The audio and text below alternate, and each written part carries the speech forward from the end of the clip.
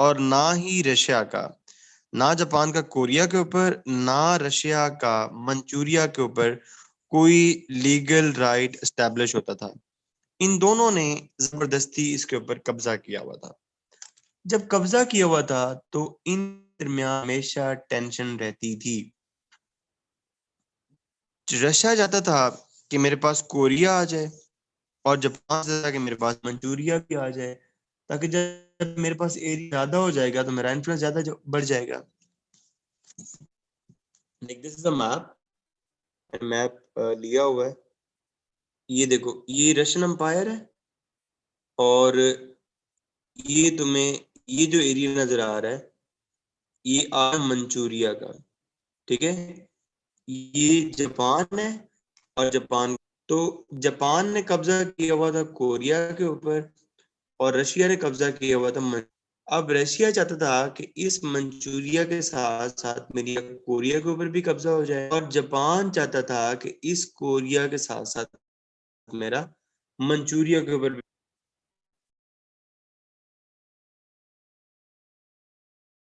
39 parallel line के बाद उन्होंने कहा कि ये जो ऊपर वाला सारा एरिया होगा इसको हम बफर जोन बना देंगे, और ये बफर जोन हम दोनों के दरमियान बैलेंस ऑफ पावर कर देगा, और हमारे पंगे शंगे कुछ कम हो जाएंगे। आई रिपीट, आज के दौर में 38 पैरेलल लाइन नॉर्थ कोरिया और साउथ कोरिया को डिवाइड करती है। उस दौर में जब रशिया के पास मंचूरिया था और जापान के पास कोरिया था, तो रशिया ने जापान को ये कहा कि आप यहाँ पे एक लाइन लगा दें 39 पैरेलल लाइन पे, तो ऊपर वाला एरिया जो है रशिया के पास आ जाएगा, और दरमियान में एक बफर क्रिएट हो जाएगा। अब मुझे ये बताओ कि यहाँ पे अगर ये लाइन लगती तो जो कब्जा जापान ने किया हुआ है उसका कुछ एरिया किसके पास चला जाना था?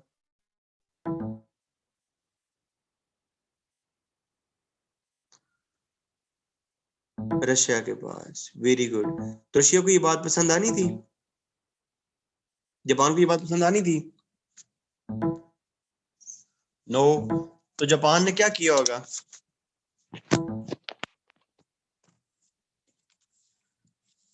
Japan simply refused. नहीं, जापान ने रिफ्यूज किया कि हमने नहीं करना, ठीक है। तो जब जापान ने रिफ्यूज किया, जब जापान ने रिफ्यूज किया, Japan refused to give an area to them, तो फिर जाहिर बात है रशिया के अंदर जो लीडर था, रशिया के अंदर जो लीडर था, ठीक है, निकोलस टू के तो मोटिव्स कुछ और थे। निकोलस टू के तो मोटिव्स कुछ और थे। निकोलस टू को क्या इस बात का नहीं पता होगा कि जापान मेरे साथ कभी भी ये ट्रीटी नहीं करेगा? निकोलस टू को इस बात का पता होगा ना। लेकिन उसके बावजूद भी Nicholas to declared a war on Japan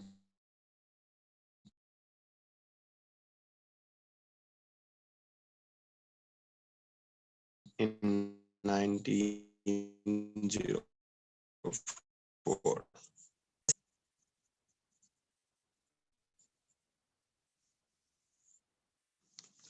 इस रसो जापानीज वॉर का एंड ये हुआ, रसो जापानीज वॉर का एंड ये हुआ कि रशिया जो है वो जंग हार गया।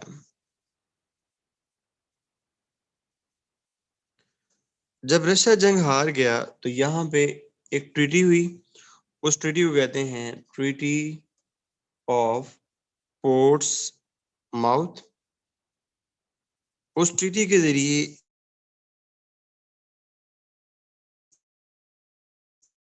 ये करवाने में जो बहुत बड़ा रोल था वो था थियोडोर रूजवेल्ट का। So due to this treaty that he was concluded, तो उसको क्या मिला था 1906 में बच्चों? नोबेल पीस प्राइज मिला था। याद आया? अभी रशिया के क्या प्रॉब्लम्स चल रहे होंगे? नंबर वन, बाहर से डिफीट हो गई। ठीक है। नंबर 2, घर में मसाइल चल रहे हैं, ठीक है, और हुआ ये कि यहाँ पे अनफॉर्चुनेट इंसिडेंट ये हुआ कि यहाँ पे फेमन भी आ गया। तो लोगों ने प्रोटेस्ट करना स्टार्ट कर दिया। यहाँ पे एक विंटर पैलेस था जहाँ पे निकोलस II रहता था, उसके सामने लोगों ने प्रोटेस्ट करना स्टार्ट किया। जब लोगों ने प्रोटेस्ट करना स्टार्ट किया तो निकोलस II ने कहा कि फायर खोल दो, ठीक है, और उस फायरिंग के चक्कर में काफी सारे लोग जो है जो प्रोटेस्ट कर रहे थे वो मारे गए। एंड ये हुआ 1905 में, और जिस दिन को ये फायरिंग हुई that was the Sunday. Due to this event is known as bloody Sunday. समझ आई बात? कौन पूछ रहा था ये ब्लडी संडे का? एनी हाउ ये प्रोटेस्ट जो है, समझ आ गई बेटा? ये प्रोटेस्ट जो है वो मजीद एक्सपैंड हुआ, और इवन की जो बैटलशिप्स लड़ रही थी, उनके अंदर भी म्यूटनी हो गई। फौजियों ने भी निकोलस II के अगेंस्ट जो है ना म्यूटनी कर दी। अब निकोलस II को लगा कि अगर मैं इसी तरह जोर जबरदस्ती चलाता रहूंगा तो फिर तो मेरा काम नहीं चलेगा। तो उसने क्या किया, उसने इस 1905 के प्रोटेस्ट के अगेंस्ट कुछ रिफॉर्म्स लेकर आया। तो इसलिए ये जो रिफॉर्म्स थी ये क्योंकि प्रोटेस्ट की वजह से आई थी, और इस प्रोटेस्ट के बैकग्राउंड में रसो जापानीज वॉर थी, और ये जो प्रोटेस्ट के अगेंस्ट एक सॉर्ट ऑफ मिनी रेवोल्यूशन आया, छोटा सा रेवोल्यूशन आया। This revolution is called 1905 revolution. आपको पता ना, यकदम तो कुछ नहीं ना हो जाता, यकदम तो with the passage of time चीजें होती है ना। तो before going up to 19 revolution of 1917, the 1905 revolution is very,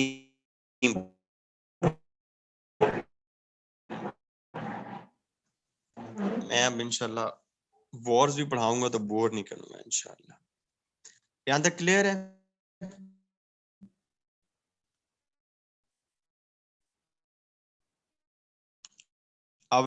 अब रिफॉर्म्स कौन कौन सी? रिजर्व, देखो बेटा उसके ऊपर प्रेशर है ना। अब निकोलस के ऊपर अब प्रेशर है, निकोलस II के ऊपर प्रेशर है, लोग काफी सारे मरवा दिए हैं इसने। दूसरा, अब फौज भी म्यूटनी के लिए फौज ने भी, तो उसके ऊपर प्रेशर है। तो जाहिर बात है वो कुछ रिफॉर्म्स तो करवाएगा ना, क्योंकि यहाँ पे जो एजुकेटेड क्लास है, यहाँ पे जो एजुकेटेड क्लास है उसको पता चल रहा है कि यूरोप में क्या हो रहा है। उस एजुकेटेड क्लास को पता है कि यूरोप के अंदर फ्री मार्केट का कंसेप्ट आ गया है। उस एजुकेटेड क्लास को पता है कि यूरोप के अंदर डेमोक्रेसी का कंसेप्ट आ गया है। उसको और ये सारी बातें होने लग गई हैं। That's why they protested, and in its response, the Nicholas II brought some reforms. अब निकोलस II ने जो सबसे बड़ी रिफॉर्म लेकर आया, जो सबसे बड़ी रिफॉर्म्स लेकर आया, the first reform was Duma. पता ना डूमा क्या होती है? बड़ा फेवरेट MCQ है PPSC वालों का कि व्हाट इज डूमा।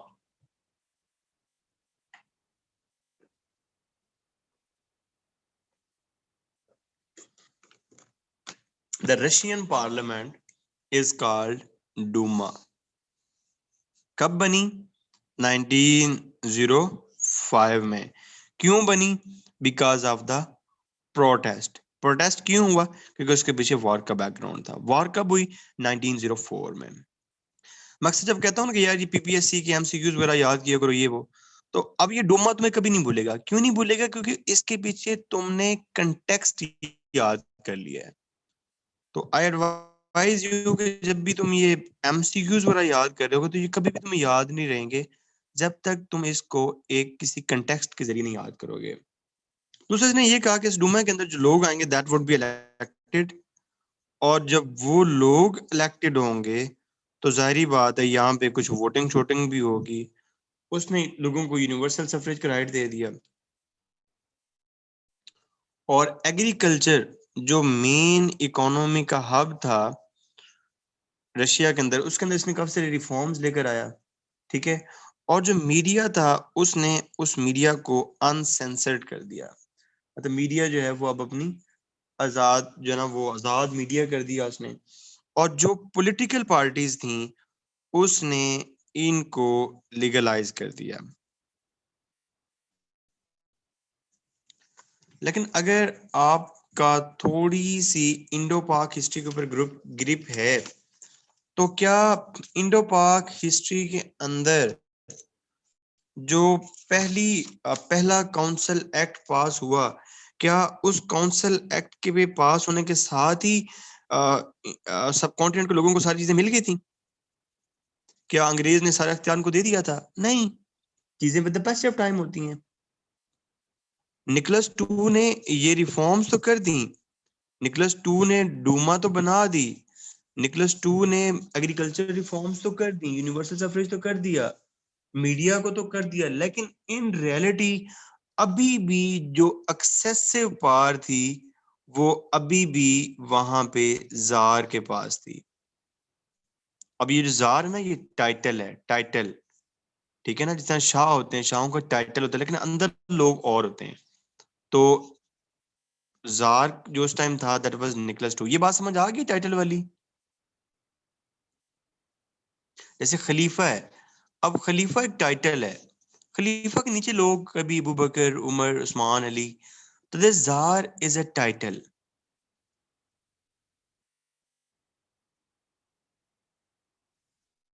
अच्छा, उसके बाद यहाँ पे दूसरा काम ये हुआ, दूसरा काम यहाँ पे ये हुआ कि जो डूमा थी, जी जी ओहदा, डूमा जो थी, देश डूमा, इसके अंदर जितने भी लोग थे वो सारे के सारे एलीट थे, कॉमन को बंदा इसके अंदर था ही नहीं। तीसरी बात, निकोलस टू ने लोगों को कंट्रोल करने के लिए यहाँ पे सीक्रेट पुलिस बना दी। अब जो बंदा भी कोई आवाज उठाता था उसको गायब कर दिया जाता था। ठीक है। और यहाँ पे कोई भी इफेक्टिव पॉलिटिकल फोरम नहीं था कि जहाँ पे लोग अपनी बात कर सकें। तो इस सब की वजह से, इस सब की वजह से लोगों के अंदर अगेन जो है ना वो गम और गुस्सा डेवलप होने लगा। लोगों के अंदर एक ऐसा ग्रुप डेवलप हुआ, मतलब लोगों के अंदर रेडिकलाइज्ड इंटेलिजेंशिया जो है ना, पढ़े लिखे लोग, उन्होंने सोचना शुरू कर दिया कि इसने तो हमें लॉलीपॉप दिया है, निकोलस टू ने हमें लॉलीपॉप दिया, निकोलस टू ने हमें कुछ किया ही नहीं है। और वहां पे सोशल एंड इकोनॉमिक डिसकंटेंट दोबारा ग्रो होना शुरू हुआ। Again there was a problem. और अब थोड़ा सा इम्पैक्ट ये हुआ कि रशिया के अंदर इंडस्ट्री डेवलप होने लगी। जब भी इंडस्ट्री डेवलप होती है तो इंडस्ट्री की डेवलपमेंट की वजह से मिडिल क्लास डेवलप होती है। और दुनिया के अंदर जितनी भी तब्दीलियां आई हैं, जो कुछ भी हुआ है वो हमेशा मिडिल क्लास की वजह से हुआ, बिकॉज मिडिल क्लास जो है वही रेवोल्यूशन की, वही डेमोक्रेसी की, वही हर चीज की कस्टोडियन होती है। इंडस्ट्री की डेवलप हुई, मिडिल क्लास डेवलप हुई, और मिडिल क्लास ने अगेन निकोलस टू को क्वेश्चन करना शुरू कर दिया कि ये तुम क्या कर रहे हो। समझ आ रही है? सीन यहाँ पे ये हुआ, सोने पे सुहागा ये हुआ कि 1914 में एक बहुत बड़ा प्रॉब्लम हुआ दुनिया में। कौन सा? That was world war one. और निकोलस टू ने out of no way again diversionary theory पे अप्लाई किया, उसको दोबारा एक अपॉर्चुनिटी मिली, एंड उसने जंग के अंदर घुसने का मंसूबा बना लिया। जब उसने जंग के अंदर घुसने का मंसूबा बनाया तो ना तो इनके पास कोई टेक्नोलॉजी थी, रशिया के पास, ना ही रशिया के पास कोई वेपन था, वेपन की, और ना ही रशिया के पास कोई ट्रेनिंग एकेडमीज थी। सीन ये था कि लोगों को ब्रूम स्टिक्स के साथ ट्रेनिंग करवाई जाती थी फौजियों को, और फौजियों को विदाउट वेपन भेज दिया जाता था, और कहा यह जाता था कि जब तुम्हारा साथ वाला उसको गोली लगेगी, वो गिर जाएगा, तो फिर तुम उसका वेपन उठा के लड़ना। So due to these policies 1914 से 1916 तक रशिया के 20 लाख बंदे, और 80 lakh civilians, oh my God, around 1 crore बंदा, ओ भाई 1 करोड़ मजाक नहीं है। और ये 1914 की बात कर रहे हैं। तो लोगों के अंदर और ज्यादा गुस्सा बढ़ गया, लोग तो पागल हो गए। सोने पे सुहागा ये हुआ कि रशिया किस साइड से लड़ रहा था, अलाइज से या सेंट्रल से? अलाइज से, ठीक है। सेंट्रल पार्ट की तरफ एक कंट्री था, ऑटोमन एम्पायर। अब अगर तुम थोड़ा सा मैप देखोगे तो ऑटोमन एम्पायर बहुत बड़ी थी ऑटोमन एम्पायर। ऑटोमन एम्पायर ने क्या किया, उसने रशिया का ब्लॉकेड कर दिया। जब रशिया का ब्लॉकेड हुआ तो अगेन यहाँ पे 1917 में एक बहुत बड़ा फूड क्राइसिस हुआ। जी जी ऐसे ही है, एक बहुत बड़ा फूड क्राइसिस हुआ। जब फूड क्राइसिस हुआ तो लोग अगेन बाहर आ गए, लोगों ने कहा ये तो गलत हो रहा है, और जो सबसे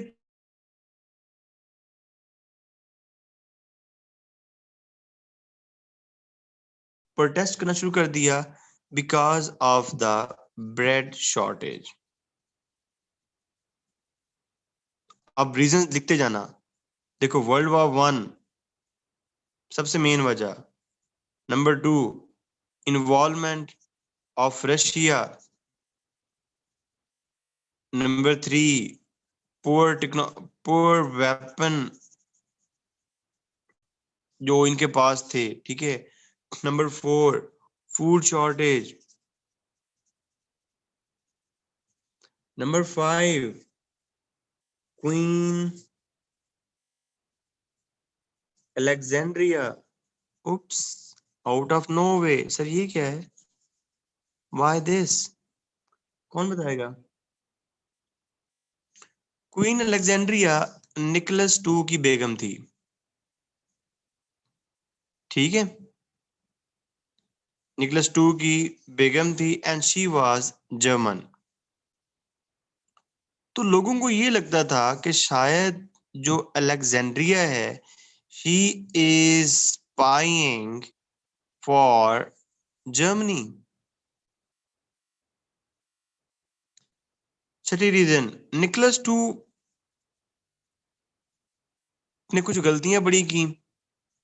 इसने क्या किया, इसने बजाय सेंटर में बैठ के चीजें ठीक करने के, ये खुद जो है वो वॉर फ्रंट पे चला गया, ठीक है।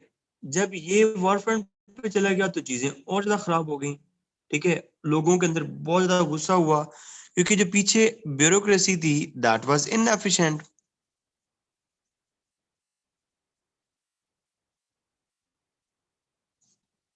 The bureaucracy was inefficient, so again problem started rising. तो हुआ ये कि ये जो वुमन प्रोटेस्ट कर रही थी, देवर अराउंड 50,000। तो बाद में इनको स्टूडेंट्स ने भी ज्वाइन कर लिया, और बाद में इनको वर्कर्स ने भी ज्वाइन कर लिया। सो इन February in February 1917 there came again a revolution, and this revolution is called February Revolution. And interesting thing is कि असल में ये जो फेब्रुअरी रेवोल्यूशन है, ये मार्च में हुआ था, ये फरवरी में नहीं हुआ था। तो इसको फरवरी रेवोल्यूशन क्यों कहते हैं? कौन बताएगा समझदार बच्चा?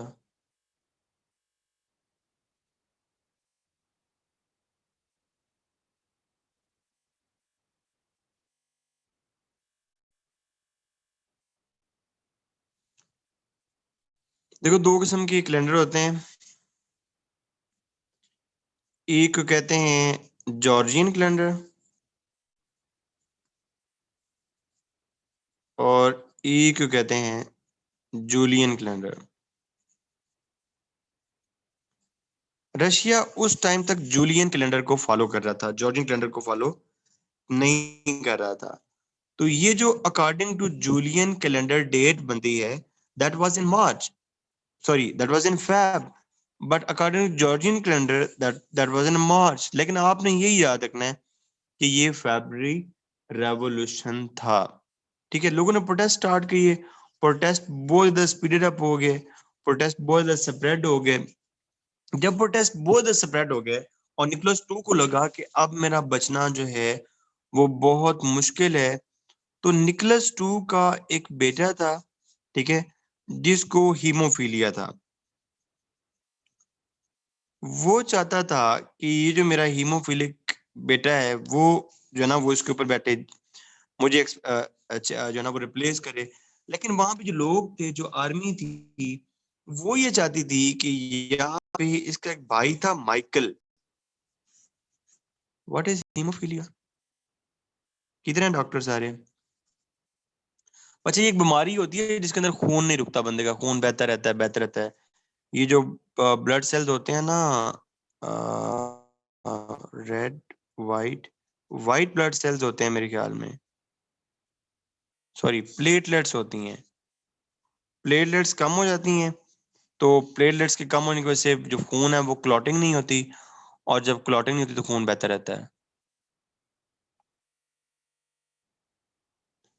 अच्छा, ये बीमारी होती है। तो लोगों ने कहा कि माइकल को बना दो।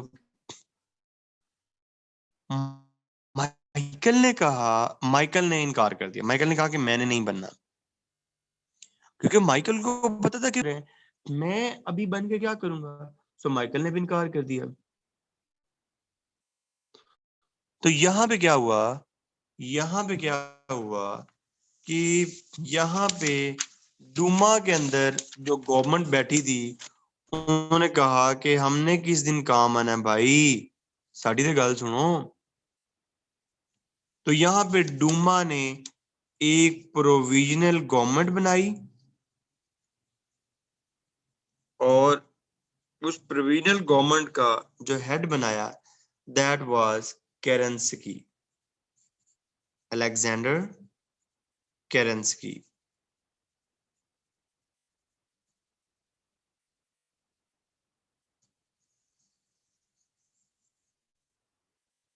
बट बट बट आपने जो रशिया का रेवोल्यूशन सुना होगा, वो क्या सुना होगा?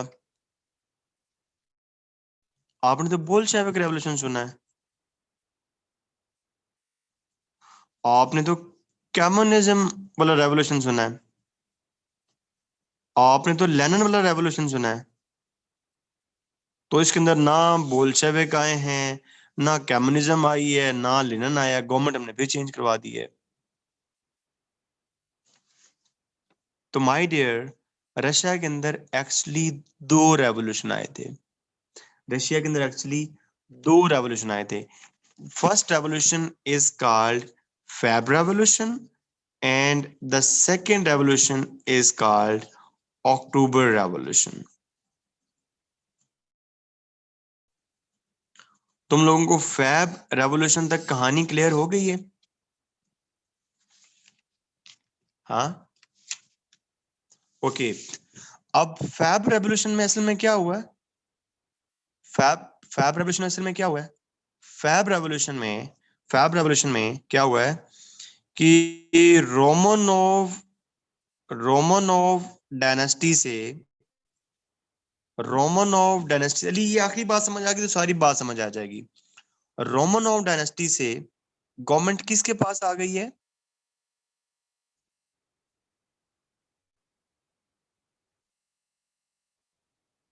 प्रोविजनल गवर्नमेंट के पास, और उस प्रोविजनल गवर्नमेंट का प्राइम मिनिस्टर कौन है? केरेंस्की।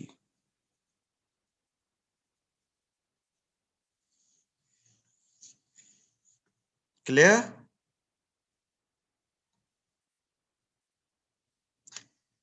इस प्रोविजनल गवर्नमेंट से दो बहुत बड़ी गलतियां हुई, दो बहुत बड़े इनसे गलते हुए। इस प्रोविजनल गवर्नमेंट से दो बहुत बड़ी गलतियां हुई। नंबर वन, एक इन्होंने वहां पे फौरन कोई इलेक्शन नहीं करवाया, ठीक है। दूसरा, इन्होंने यहाँ पे रशिया को वॉर से विदड्रॉ नहीं करवाया। People were again very angry, people were again very angry. तो लोगों ने इस ये जो गवर्नमेंट थी, प्रोविजनल गवर्नमेंट, इस गवर्नमेंट के अगेंस्ट ये प्रोटेस्ट करना शुरू कर दिए। और अब जो प्रोटेस्ट हो रहे थे वो कर रहे थे बोल्शेविक्स।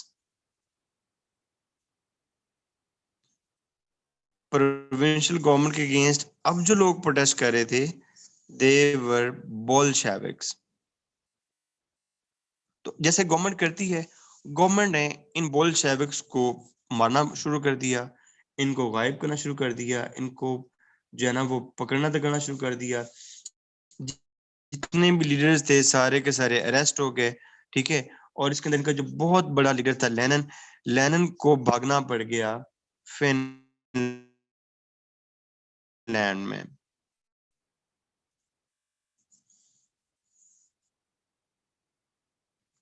बोल्शेविक का मतलब होता है माइनॉरिटी, लेकिन आपने इसको समझना है कि कम्युनिस्ट।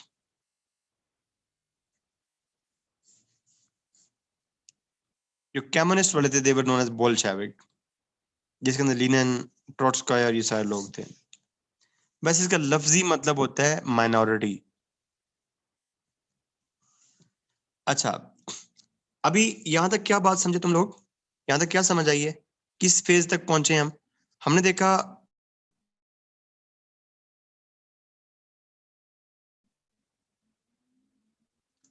डायनेस्टी की जगह पे आ गई प्रोविजनल गवर्नमेंट, लेकिन प्रोविजनल गवर्नमेंट ने भी किया कुछ नहीं। निकलस टू उधर ही तैमूर था, उधर ही, लेकिन मतलब रूल नहीं कर रहा था। डायनेस्टी खत्म हो चुकी थी, रोमानोव डायनेस्टी खत्म हो चुकी थी, था उधर लेकिन रूल नहीं कर रहा था। इसको मैंने एक दफा दोबारा लेकर आना है, इसको मैं दोबारा लेके आता हूँ निकोलस को।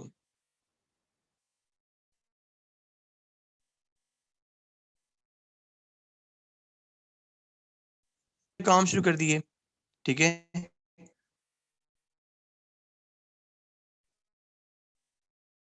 पर ये देखो, जब भी कोई रेवोल्यूशन आता है ना, तो उसका काम यही होता है कि वो इलेक्शन करवाए। नाम से देखो ना, प्रोविजनल गवर्नमेंट,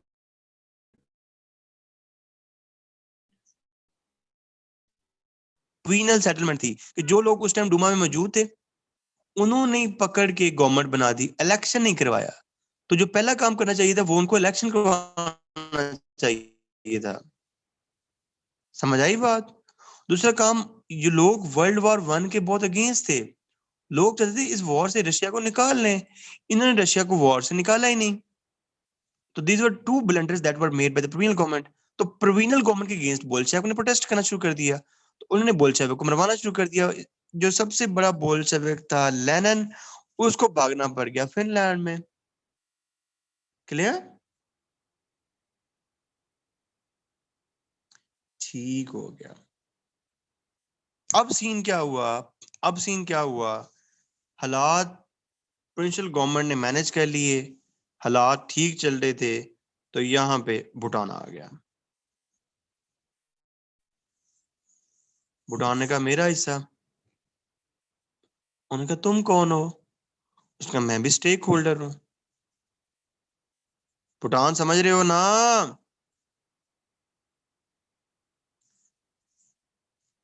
क्या होता है Bhutan? Russian army, Russian army came in, Russian army came in. Russian army ने कू करने की कोशिश की। रशियन आर्मी ने कहा कि इन्होंने तो रशिया को खराब कर दिया है, बेड़ा गर्क कर दिया है, हम इस मुल्क के सही जो है ना वो सपूत हैं और हम कू करके प्रोविंशियल गवर्नमेंट को चेंज कर देते हैं। ठीक है, और जब भी कू होता है, कू से बचने के लिए सबसे अच्छी स्ट्रेटजी जो सिविल गवर्नमेंट होती है उसके पास क्या होनी चाहिए? फर्ज कर लो कि पाकिस्तान में कू होता है, तो पाकिस्तान गवर्नमेंट की सबसे अच्छी स्ट्रेटजी क्या होनी चाहिए?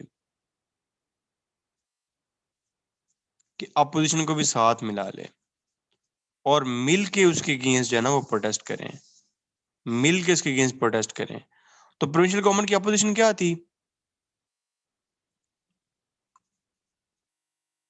बोल्शेविक। बोल्शेविक के पास पूरी यहाँ पे एक आर्मी थी, क्योंकि ये मलेशिया था जिसको रेड आर्मी कहते हैं। तो प्रोविंशियल गवर्नमेंट ने रेड आर्मी से हेल्प मांगी, तो provincial government plus red army ने मिल के इस कू को हैंडल किया। यहाँ तक बात क्लियर है? अब अगला तुम खुद सोचो, अगला मसला क्या होगा? What should be the next issue? What should be the next problem? नहीं बतूल, मैं बताता हूँ वो भी बात, आप आगे चले गए हो। Very good, power seeking. Power seeking, because red army ने बोल्शेविक ने कू तो कंट्रोल कर लिया, लेकिन बाद में उन्होंने पेट्रोग्राड को छोड़ा ही नहीं।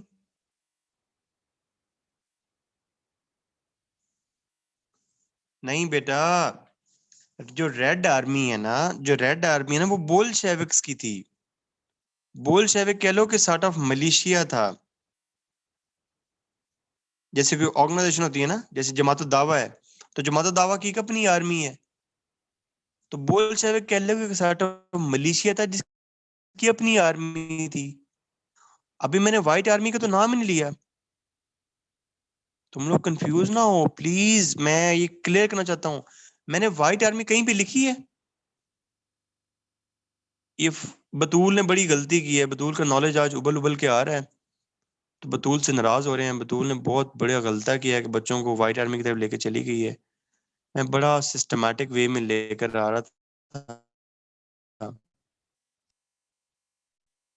चलो मैं रिपीट करता हूँ, ताकि ना मैं सारी जिंदगी ना मुझे ये कभी समझ नहीं आई थी, तो मैं ना रिपीट करता हूँ ताकि तुम लोग कंफ्यूज ना हो।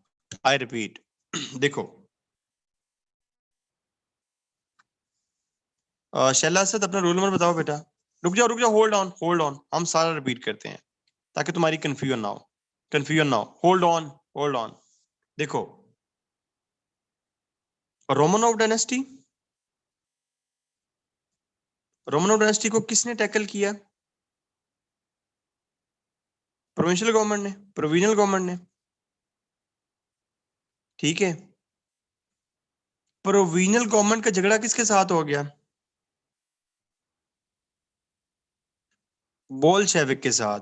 एक पॉइंट मिस कर रहे हो, पहले बोल्शेविक के साथ हुआ। उन्होंने बोल्शेविक को रगड़ा रुगड़ा, उनकी किडनैपिंग स्टार्ट की एंड ऑल दैट। जब बोल्शेविक कंट्रोल हो गए, तो प्रोविजनल गवर्नमेंट को एक और मसला हुआ। वो किसने दिया? वो रशियन आर्मी ने दिया, जो रशिया की प्रॉपर आर्मी थी, उसने टफ टाइम दिया। मैंने अभी व्हाइट और रेड आर्मी की बात ही नहीं की। प्रोविंशियल गवर्नमेंट ने अब हेल्प मांगी बोल्शेविक से। तो बोल्शेविक एक सॉर्ट ऑफ मिलिशिया था जिसके पास एक अपनी आर्मी थी, and this army is called red army. तो ये जो रेड आर्मी है, असल में ये कम्युनिस्ट थे सारे लोग, जिनको कम्युनिस्ट कॉमरेड्स कहते हैं। अब प्रोविंशियल गवर्नमेंट और रेड आर्मी या कॉमरेड्स ने मिल के उनका सफाया करवाया, जो उनको टफ टाइम देते रशियन आर्मी के। लेकिन बाद में ये हुआ कि आर्मी का मसला तो हल हो गया, लेकिन अब दोबारा पेट्रोग्रेड उनका कैपिटल सिटी था। पेट्रोग्रेड उनका कैपिटल सिटी था। मसला ये था कि अभी पेट्रोग्रेड में फिर रेड आर्मी का इन्फ्लुएंस बहुत ज्यादा हो गया था। Is it clear now?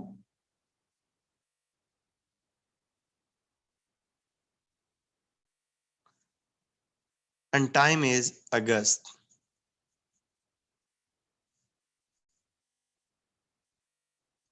ओ बोलो सही। गुड शाबाश।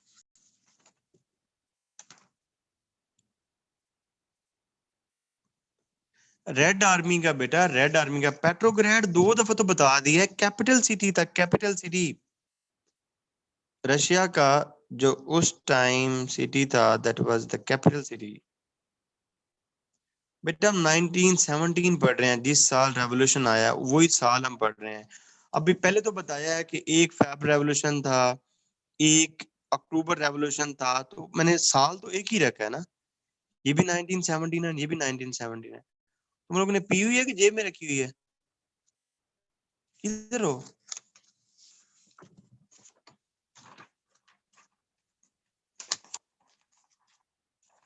जी जी, अपनी पर्सनल आर्मी थी, पर्सनल आर्मी थी, पर्सनल आर्मी थी बेटा। अच्छा, अब क्या हुआ? अब ये हुआ अब ये हुआ कि रेड आर्मी या बोल्शेविक्स का यहाँ पे इन्फ्लुएंस ज्यादा होने लग गया और प्रोविंशियल गवर्नमेंट का इन्फ्लुएंस कम होने लग गया। लिनन साहब वापस आ गए। Linen came back. लिनन ने यहाँ पे अपनी फेमस स्पीचेस की और लिनन ने ये कहा कि मैं जनाब अल्लाह एक ऐसा तुम लोगों के लिए निज़ाम लेकर आऊंगा जिसको कहते हैं कम्युनिज्म, जिसके पास बहारें लग जाएंगी। और इसने अपनी स्पेशल काउंसिल थी, इसकी स्पेशल काउंसिल्स थी, जिसको सोवियट्स कहते हैं। सोवियट्स ऑल ओवर रशिया फैल गए और उन्होंने लोगों को कहा कि it is the time for another revolution, हम इलेक्शन भी करवाएंगे। और इन्हें कहा कि जो वॉर होती है, वॉर तो होती है, वॉर इज अ बुर्जुआ अफेयर। जंग तो अमीर बंदे का काम है, और अमीर बंदे के काम में गरीब बंदा तो हमेशा जो है ना वो एज ए कैनन फूड इस्तेमाल होता है, बारूद के तौर पे इस्तेमाल होता है। गरीब बंदे का तो जंग में कोई लेना देना नहीं है। उन्होंने कहा let's support us and we will bring a change. So इनकी हेल्प इनकी हेल्प के साथ there came another revolution. There came another revolution.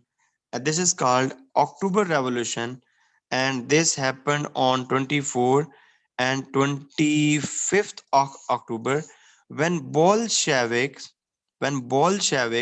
the communists, took a control of Russia. And this another revolution is called October Revolution.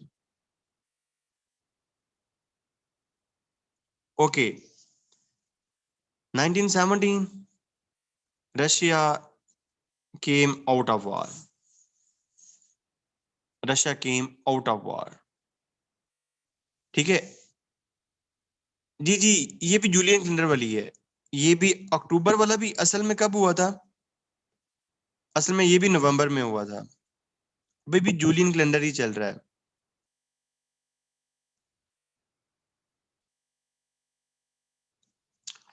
Okay, so there were two revolution, Feb revolution. शैलो को remove कर दें। अच्छा, पूरा नाम क्या था इसका? और इस बंदे को भी तो ढूंढते हैं ना, चलो उसको रिमूव कर देते हैं। अच्छा, शैला, पूरा नाम बताना आयशा, क्या था?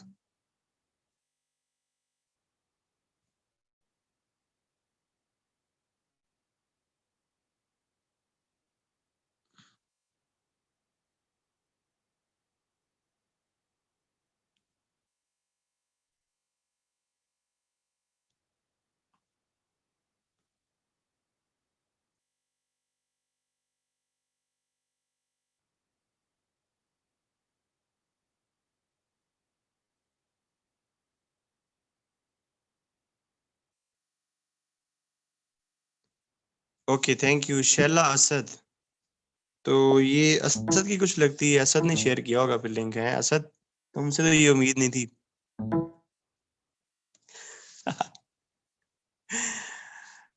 अच्छा, फैब रेवोल्यूशन के अंदर क्या हुआ? फैब रेवोल्यूशन के अंदर क्या हुआ?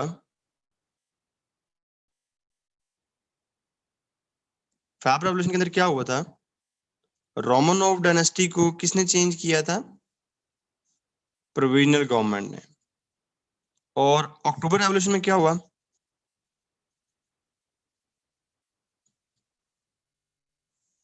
अक्टूबर रेवोल्यूशन में क्या हुआ?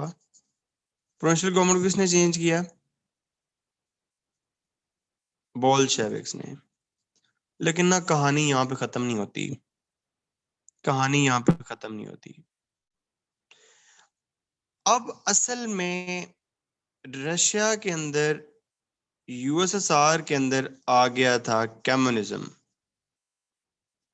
जब कम्युनिज्म आया तो पूरा जो वेस्टर्न ब्लॉक है, पूरा जो वेस्टर्न ब्लॉक है, यूएसए, यूके, फ्रांस, दे वर अफ्रेड। क्योंकि जैसे ही ये कम्युनिज्म आया तो इन्होंने एक कमेटी बनाई। This committee is called common common common Tom, let me confirm.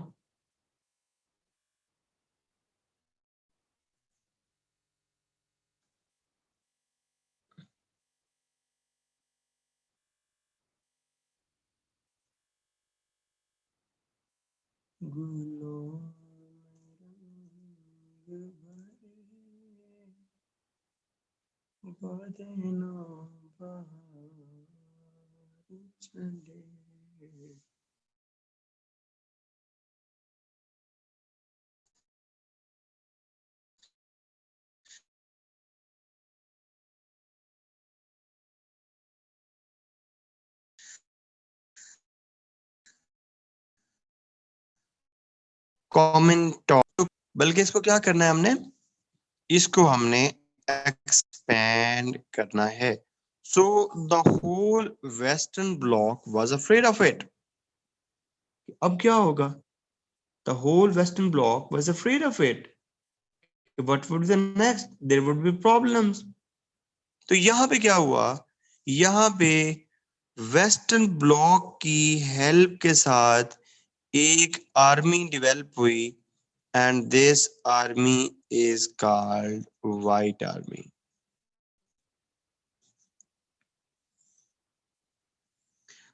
खुदा के मुझे इतनी आज खुशी हो रही है ना कि तुम्हें ये रशियन रेवोल्यूशन क्लियर हो जाएगा तो मेरे दिल को सुकून आ जाएगा। अब इसके अंदर कौन था? इसके अंदर कौन था? इसके अंदर निकोलस टू था। और इसके अंदर वो सारे लोग थे जो चाहते थे कि मोनार्की को दोबारा आना चाहिए। जी समिया।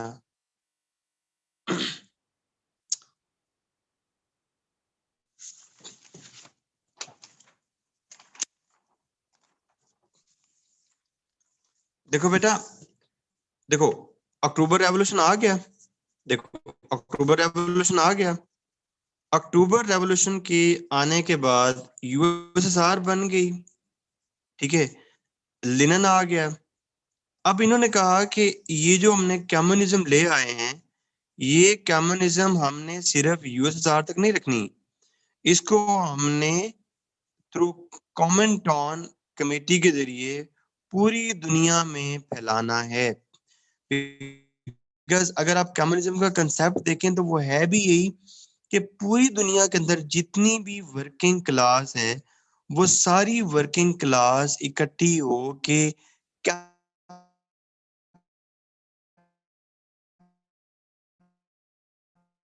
कैपिटलिस्ट क्लास के अगेंस्ट खड़ी हो जाए। अब देखो, जब ये कहेंगे कि पूरी दुनिया में कम्युनिज्म फैल जाए, ठीक है, तो तो तो तो टेंशन किसको होगी? टेंशन किसको होगी? वेस्ट ब्लॉक को, कैपिटलिज्म को। तो इन्होंने इन्होंने सपोर्ट किया जो रशिया की पहले मोनार्की थी, जो रशिया की पहले मोनार्की थी उसको सपोर्ट किया और एक आर्मी बनाई। This army is called white army. अब इस आर्मी को सपोर्ट कौन कर रहा था? Number one, tsar himself was there. दूसरा, इसको सपोर्ट कर रहे थे सारे लैंड लॉर्ड्स। बेटा जो अभी मैं बताता हूँ ना, बताता हूँ, सारे लैंडलॉर्ड्स को सपोर्ट कर रहे होंगे। अब लैंडलॉर्ड्स को इसको क्यों सपोर्ट कर रहे होंगे? क्योंकि लेनिन ने आके अपना एक रिफॉर्म प्रोग्राम इंट्रोड्यूस करवाया था जिसके अंदर कोई फ्यूडल बाकी नहीं बचेगा। तो लैंडलॉर्ड भी चाहते थे कि क्या होनी चाहिए? मोनार्की होनी चाहिए। वेल्दी क्लास ने इसको सपोर्ट किया। और इसको कौन सपोर्ट करेगा? और इसको कौन सपोर्ट करेगा? व्हाइट आर्मी को क्लर्जी, क्लर्जी।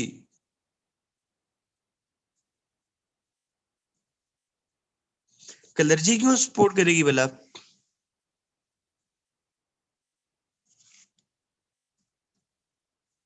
बिकॉज कम्युनिज्म में आप सेकुलर होते हैं, आपका कोई मजहब नहीं होता। बिकॉज वो कहते हैं कि मजहब जो है वो ओपियम होती है बस, वो गरीब लोगों को लूटने का एक बहाना होता है बस, और कुछ भी नहीं होता। समझ आई बात?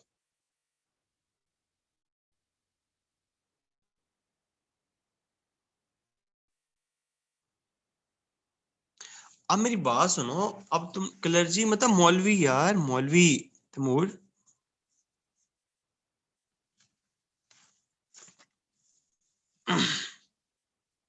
अब मेरी बात सुनो। देखो, रशियन आर्मी को तुम क्यों कंफ्यूज कर रहे हो? रशियन आर्मी तो मर्ज होगी ना इसमें, रेड आर्मी में। रशियन आर्मी तो रेड आर्मी में मर्ज हो गई। बिकॉज रशियन आर्मी तो स्टेट आर्मी थी। और इस टाइम स्टेट कौन है? कम्युनिज्म। स्टेट कम्युनिज्म है। So on one side there was Red Army, that was State Army, that was Communist Army, and on the other side there was capitalist, monarch, wealthy, white army। और इनके दरमियान एक civil war start हुई। जी,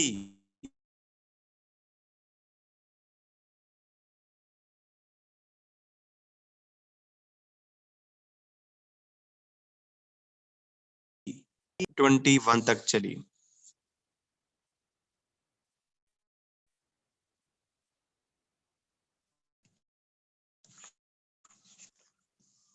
cold war का नाम सुना है?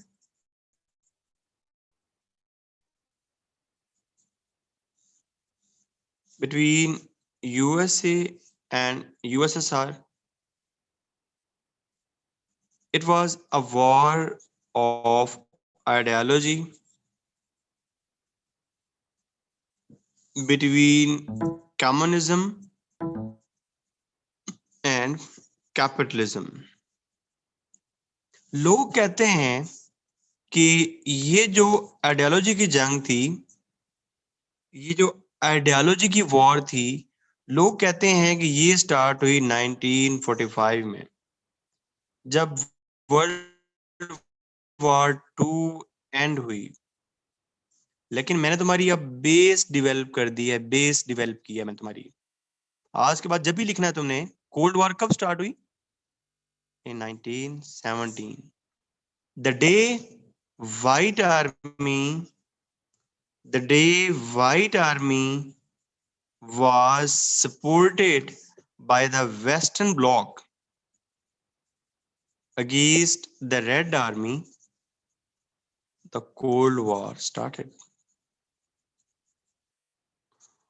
और मजा आया है, तारीफ ही नहीं करते यार तुम लोग। कौन पढ़ाएगा तुम्हें इतनी डीप जाके? सुभान अल्लाह।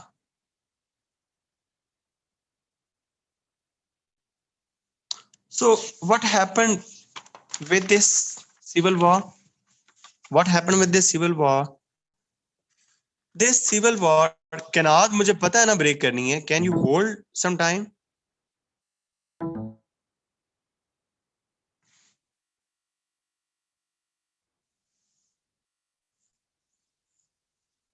Civil war from 1917 to 1921.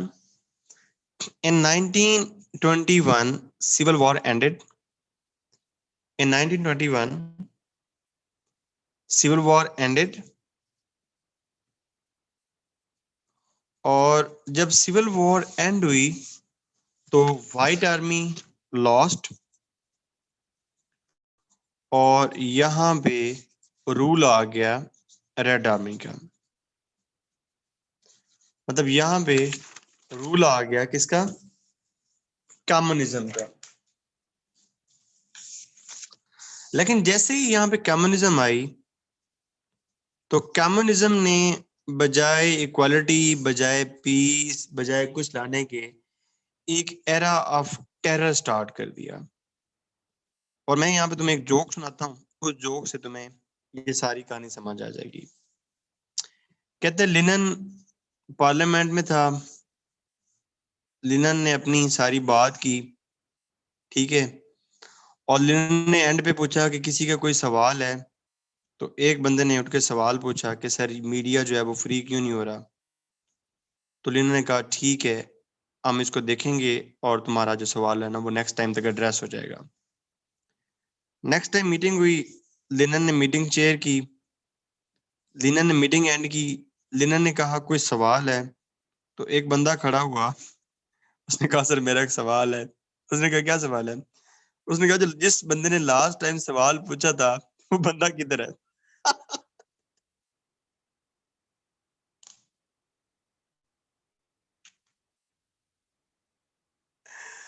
So if you got the joke, तो you have got the meaning. There started authoritarian regime. जो बंदा भी सवाल पूछता था, जो बंदा भी सवाल पूछता था उसको उठा लिया जाता था। बट हाँ, इन्होंने इसके बाद काफी ब्लड शेड किया था, बिकॉज निकोलस की पूरी फैमिली को इन लोगों ने जिबा कर दिया था। निकोलस की पूरी फैमिली को इन लोगों ने जिबा कर दिया था। So I hope you have got a complete concept of Russian revolution. जिन लोगों ने थोड़ा बहुत पहले पढ़ा होगा, they can really appreciate me. मुझे सारी जिंदगी ये रशियन रेवोल्यूशन इतना मुश्किल लगता था, आई वाज गॉट कंफ्यूज्ड कि यार ये क्या है। बट आई डू होप कि तुम लोगों को समझ आया होगा। And if you have any question then let me know.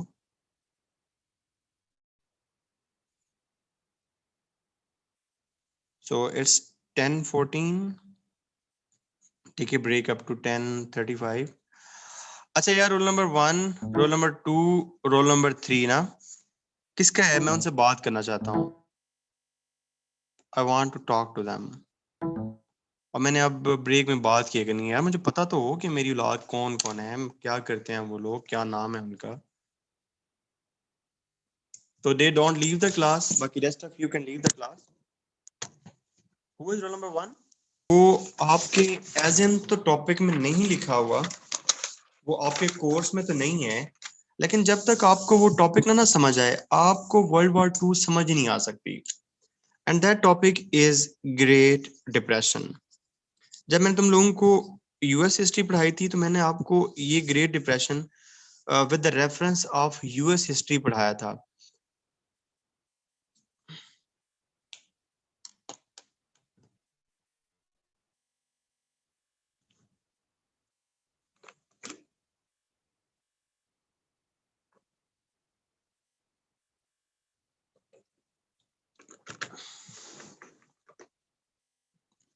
जब हमने यूएस हिस्ट्री पढ़ी थी तो मैंने आपको ये topic with the reference of US history पढ़ाया था.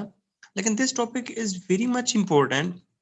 जिस तरह मैं कहता हूँ कि जब तक आपको बैकग्राउंड क्लियर नहीं होगा, आपको कुछ भी क्लियर नहीं होगा. तो जब तक आपको ये क्लियर नहीं होगा, यहाँ पे ग्रेट डिप्रेशन क्लियर नहीं होगा, आपको वर्ल्ड वॉर 2, आपको फैशिज्म, आपको नाजिज्म, इसकी भी समझ नहीं आ सकती. तो हम इसको स्टार्ट करते हैं ग्रेट डिप्रेशन को. पहले हम देखते हैं ग्रेट डिप्रेशन क्यों हुआ.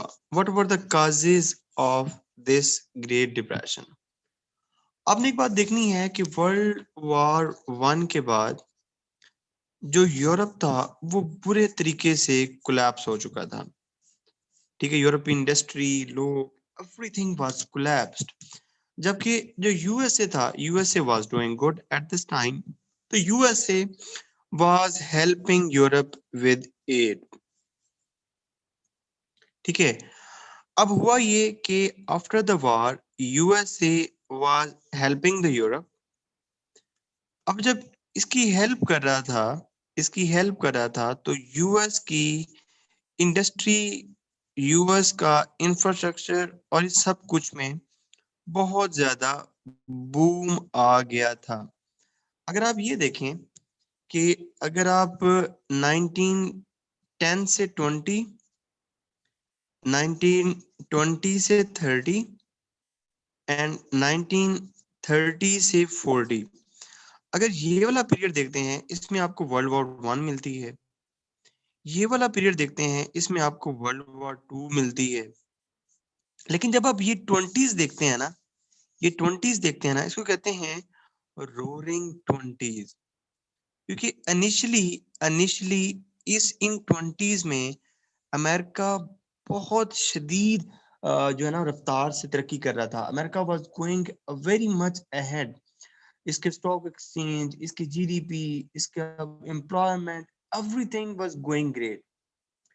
यहाँ पे ये हुआ कि जब ये रोरिंग 20s थी तो अमेरिका के अंदर एग्रीकल्चर प्रोडक्शन नेक्स्ट लेवल की थी.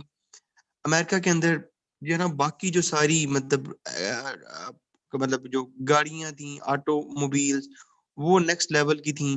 बाकी जो हाउस होल्ड के अंदर सारी चीजें थी वो सारी नेक्स्ट लेवल की थी.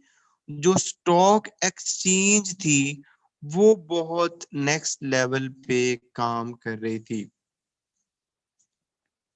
लोग धड़ाधड़ शेयर्स खरीद रहे थे, शेयर्स बेच रहे थे, शेयर्स खरीद रहे थे, शेयर्स बेच रहे थे, because overall the situation of economy was very good.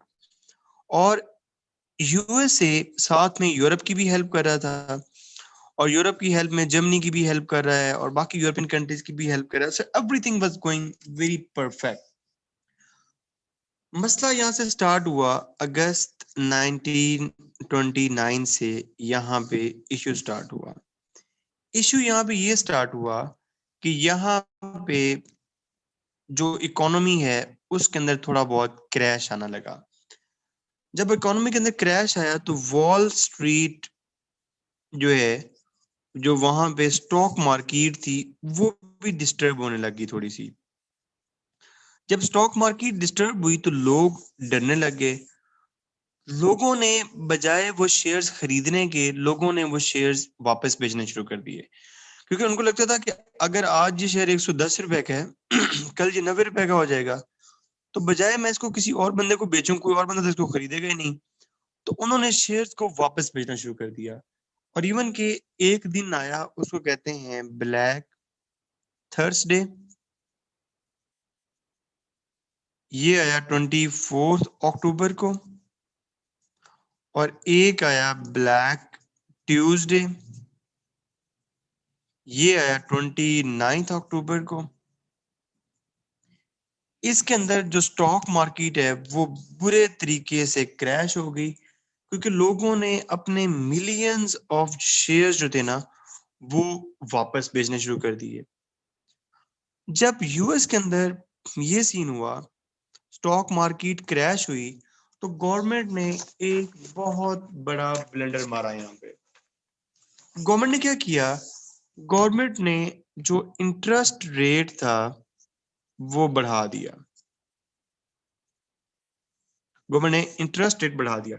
Government ने इंटरेस्ट रेट 5 से कर दिया 6%।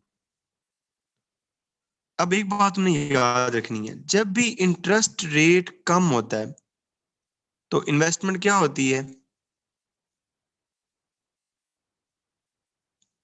ज्यादा होती है। और जब इंटरेस्ट रेट ज्यादा होता है तो सेविंग ज्यादा होती है। लोग, जब इंटरेस्ट रेट ज्यादा होगा तो लोग बैंकों में पैसे ज्यादा जमा करवाते हैं। जब इंटरेस्ट रेट ज्यादा होगा तो लोग बैंकों में पैसे ज्यादा जमा करवाएंगे ताकि ज्यादा उनको इंटरेस्ट मिलेगा। ठीक है। और यहाँ पे जब इंटरेस्ट रेट कम होता है तो लोग इन्वेस्टमेंट ज्यादा करते हैं।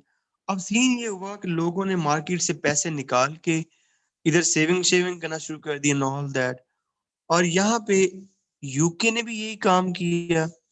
यूके ने भी इंटरेस्ट रेट जो है ना वो ज्यादा कर दिया, तो वो सारे पैसे जो यूएस में थे, लोग उसको यूएस से निकाल के कहाँ पे इन्वेस्ट करना शुरू कर देंगे, लोग उसको यूके में इन्वेस्ट करना स्टार्ट कर देंगे। और जो दूसरा बड़ा काम हुआ वो इंटरेस्ट रेट ज्यादा है ना, इंटरेस्ट रेट ज्यादा है ना।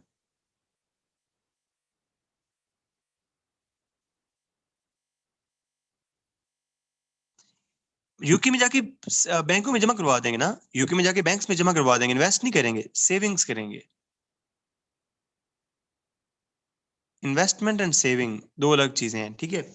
अच्छा, यहाँ पे ये हुआ, एक चीज तो यहाँ पे चल रही है, ओवर प्रोडक्शन तो चल रही है।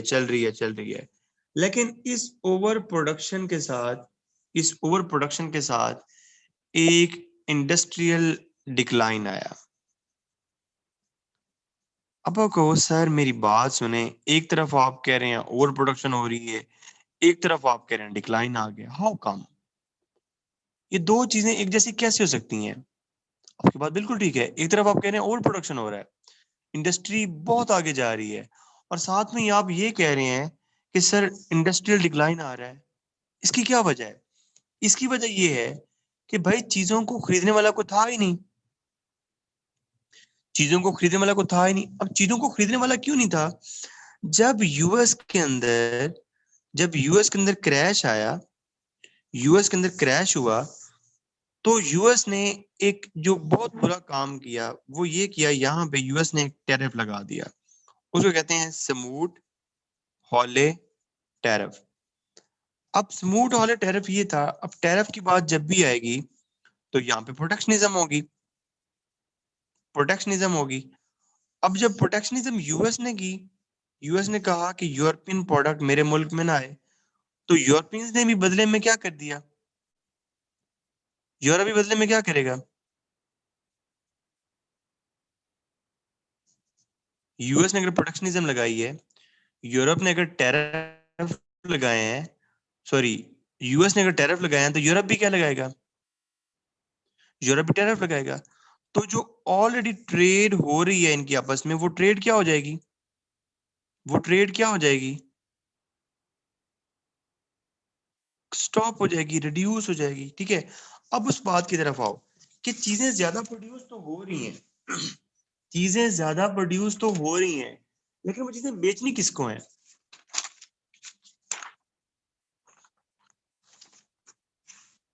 वो चीजें बेचनी किसको है? ठीक है। तो यहाँ पे उनको कोई खरीदने वाला था नहीं। जब उनको कोई खरीदने वाला नहीं था, जब उनको कोई परचेज करने वाला नहीं था, चीजें एक्सपोर्ट हो नहीं रही, एक्सपोर्ट हो नहीं रही, आपको डोमेस्टिक मार्केट में उनको कोई खरीदने वाला नहीं है, तो यहाँ पे फिर क्या हुआ, इंडस्ट्री चलेगी कि बंद होगी? इंडस्ट्री का डिक्लाइन होना शुरू हो गया, इंडस्ट्री का डिक्लाइन होना शुरू हो गया। और जो एग्रीकल्चर की बहुत ज्यादा प्रोडक्शन हो रही थी, एग्रीकल्चर की बहुत ज्यादा प्रोडक्शन हो रही थी, तो वो भी ज्यादा प्रोडक्शन क्या होगी, उसको भी कोई खरीदने वाला नहीं था, उसकी प्राइसेस भी बहुत कम हो गई, उसकी प्राइसेस भी बहुत कम हो गई। ठीक है, और यहाँ पे इन्फ्लेशन की बजाय एक प्रोसेस शुरू हुआ जिसको कहते हैं डिफ्लेशन। जब फार्मर्स ने ये प्रॉब्लम देखे, ऊपर सोने पे सुहागा ये हुआ कि यहाँ पे एक बहुत बड़ा स्टॉर्म आया, एक बहुत बड़ा तूफान आया जिसको कहते हैं ग्रेट डस्ट बाउल। उस ग्रेट डस्ट बाउल के बाद लोग बिल्कुल से लोगों की जमीनें भी बंजर हो गई। तो लोगों ने अपना जो उनका आबाई पेशा था, एग्रीकल्चर था, उसको छोड़ के वो लोग शहरों में शिफ्ट हो गए। लेकिन शहरों के ऑलरेडी बुरे हालात थे, क्योंकि शहरों के अंदर कोई इंडस्ट्री चल नहीं रही थी। ठीक है, तो इस दौर में ओवरऑल जो वर्ल्ड इकोनॉमी है वो बहुत बुरे तरीके से इम्पैक्ट हुई। World economy was almost shattered, world economy was almost shattered. अगर मैं तुम लोगों को इसका एक स्नैपशॉट दूं, जो कुछ हमने पढ़ा है, अगर मैं तुम्हें इसका स्नैपशॉट दूं, तो हमने पहले क्या देखा, हमने पहले देखा कि अमेरिकन इकोनॉमी क्या कर रही है, रोरिंग ट्वेंटीज में क्या कर रही है अमेरिकन इकोनॉमी, फ्लरिश कर रही है। ठीक है, और हमने क्या देखा कि हर जगह पे क्या है, ओवर प्रोडक्शन है चीजों की, और ओवर प्रोडक्शन के साथ यहाँ पे रॉन्ग स्पेकुलेशन है, किसकी, स्टॉक एक्सचेंज की, स्टॉक एक्सचेंज की। लोग धड़ाधड़ स्टॉक खरीद रहे हैं, बेच रहे हैं, खरीद रहे हैं, बेच रहे हैं। अक्टूबर 29 में क्या होता है, अक्टूबर 1929 में क्या होता है कि स्टॉक एक्सचेंज क्या होती है, क्रैश हो जाती है। स्टॉक एक्सचेंज के क्रैश होने से इसका जो रिपल इफेक्ट्स हैं वो किस पे आते हैं, रिपल इफेक्ट्स किस पे आते हैं, यूरोप के ऊपर रिपल इफेक्ट्स आते हैं। जब यूरोप के ऊपर रिपल इफेक्ट्स आते हैं और यहाँ पे इनकी अपनी इकोनॉमी भी क्रैश हो जाती है, तो बजाय ट्रेड को बढ़ाने के ये लोग किधर चले जाते हैं, प्रोटेक्शनिज्म की तरफ। और यहाँ पे एक टैरिफ लग जाता है जिसको कहते हैं स्मूथ हॉले टैरिफ, जो अराउंड 42 to 50% होता है। ठीक है, अच्छा, अब आपने थोड़ा सा ये भी देखना है कि थोड़े से ना इसके आपके पास फैक्ट्स भी होने चाहिए। आप इसका फैक्ट ये देखें कि जो वर्ल्ड जीडीपी है, जो वर्ल्ड जीडीपी है, दुनिया की जो ओवरऑल जीडीपी थी, दैट वाज 15% डाउन। जो वर्ल्ड ट्रेड है, दैट वाज अराउंड 50% डाउन। और सिर्फ यूएस के अंदर जो अनएम्प्लॉयमेंट रेट है कितना था, ना ना तुम्हें याद होगा तो मैंने मार देना तुम लोगों को।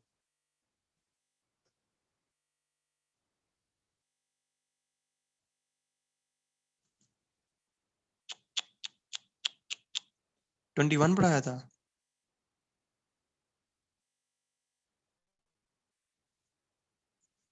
25 पढ़ाया था।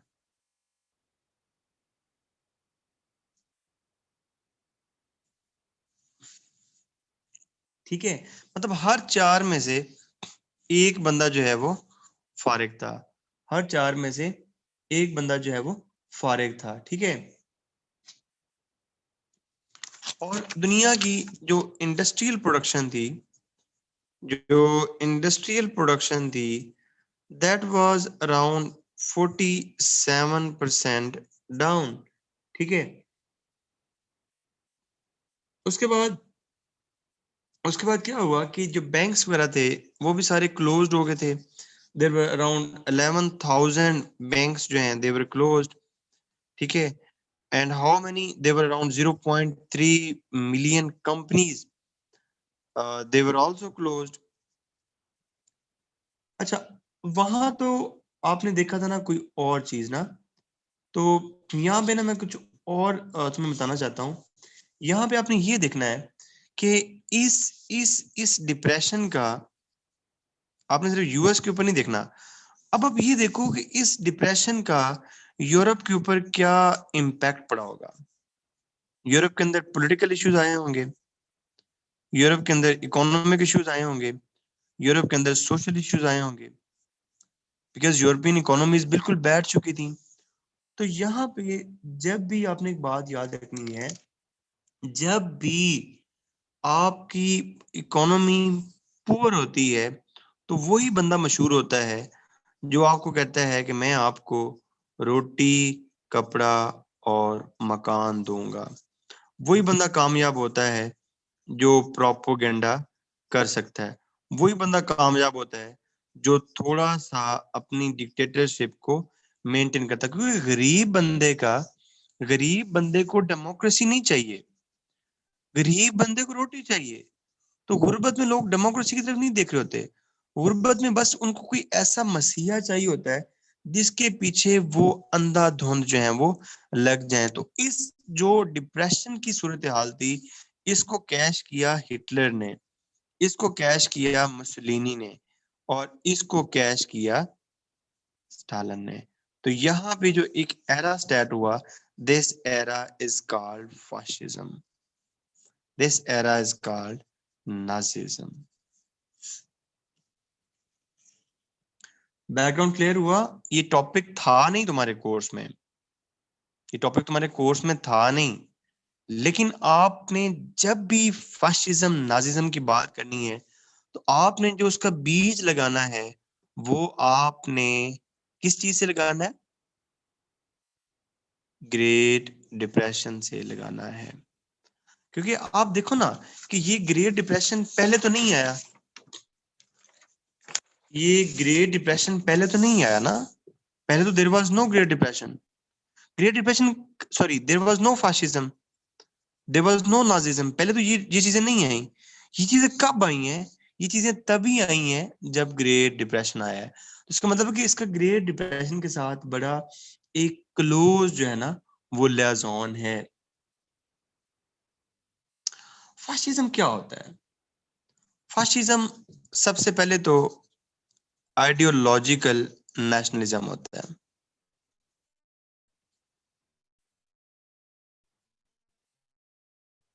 अब देखो ये अपने आईआर के जॉर्गन समझा दो। आइडियोलॉजिकल नेशनलिज्म क्या होता है? Ideological nationalism, we are the Aryans, we are the supreme, we are the authoritative.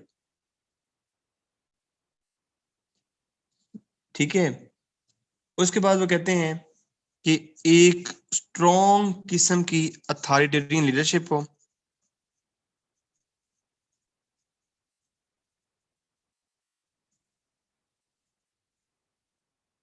और जो लोग हैं, लोग जो आपस में जुड़े हुए हों, उनके दरमियान रेशियल अलायंस हो। कौमियत इतनी हाई लेवल पे आप कर देना कि आप जो हैं, आपके साथ ज्यादती हुई, आपके साथ उन्होंने ये किया, आपके साथ उन्होंने ये किया, it's time to do nationalism.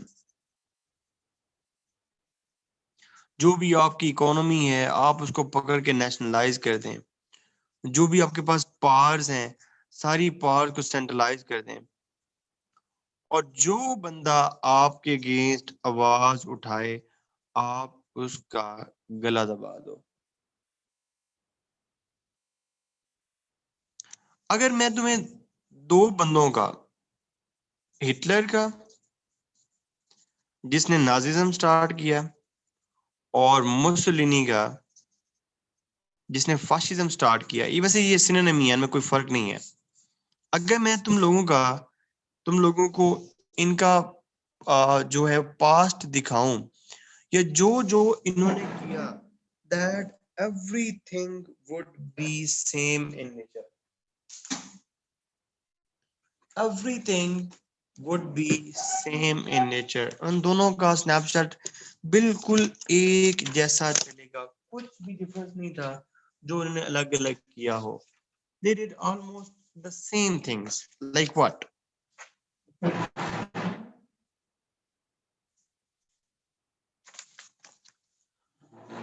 Number one, दोनों ने वर्ल्ड वॉर वन में पार्टिसिपेट किया था, और दोनों के कंट्रीज, जर्मनी भी इटली भी, ट्रीटी ऑफ वेस्टफेलिया से खुश नहीं थे। क्या मैं तुम्हें ये ट्रीटी ऑफ वेस्टफेलिया पढ़ा दी थी डिटेल में? Sorry, treaty of Vercel, sorry treaty of Versailles नहीं पढ़ाई? तो ये भाई तुमने याद करवाना है, हमने इसको भी पढ़ना है आज, ठीक है ना? इससे तुम्हारा ना बैकग्राउंड बड़ा क्लियर हो जाएगा।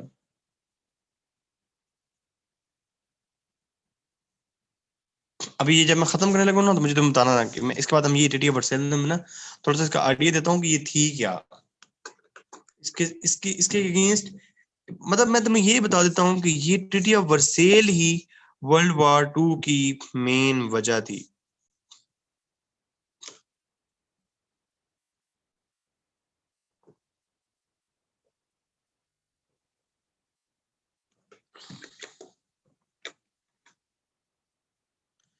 अच्छा, दोनों ने वर्ल्ड वॉर वन में पार्टिसिपेट किया था, दोनों ही ट्रीटी ऑफ वर्साइल के अगेंस्ट थे, दोनों ने जो सिटिंग गवर्नमेंट्स थी, दोनों ने जो सिटिंग गवर्नमेंट्स थी उनके अगेंस्ट काउ अटेम्प्ट की,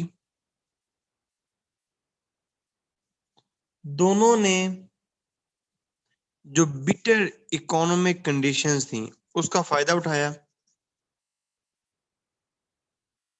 अपने अपने फायदा लेने के लिए। बदूली मैं बताता हूं, अपना फायदा लेने के लिए दोनों ने जो उस टाइम की खराब इकोनॉमिक कंडीशंस थी उनका फायदा उठाया। दोनों ने कौन सा कार्ड खेला? नेशनलिज्म वाला कार्ड खेला दोनों ने, लोगों के जज्बात के साथ खेले, played with sentiments of the people। दोनों ने मीडिया को एज ए प्रोपेगेंडा यूज किया, दोनों ने ऑपोजिशन को रोकने के लिए सीक्रेट एजेंसीज यूज की, उनके बकायदा नाम थे। दोनों ने जितने भी इलेक्शंस हुए हर इलेक्शंस को रिग्ड किया, दोनों ने डाइवर्जनरी वार थ्योरीज यूज की।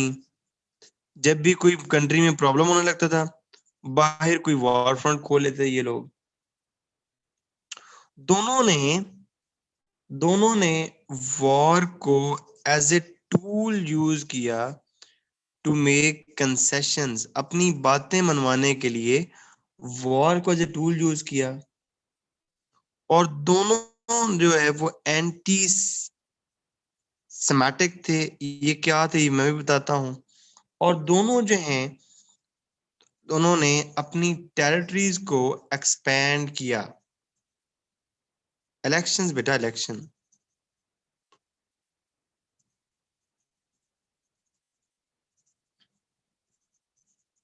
ये कुछ कॉमन जो है ना ये चीजें थी, आज मैंने ढूंढी सारी की सारी 12 पॉइंट। ये समझ लो कि 12 पॉइंट अगर तुम्हें याद हो गए ना तो तुम्हें फाशिज्म नाजिज्म कोई मसला ही नहीं रहेगा।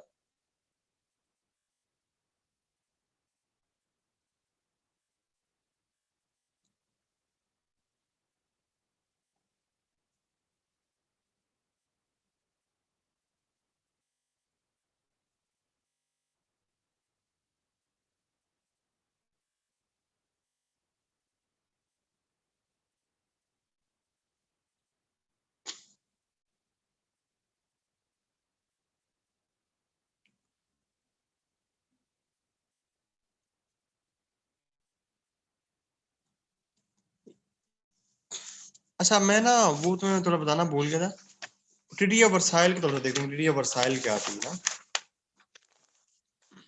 यार बच्चे, ये नोट शेयर हो जाएंगे तुम लोगों के साथ, पर देखते रहना।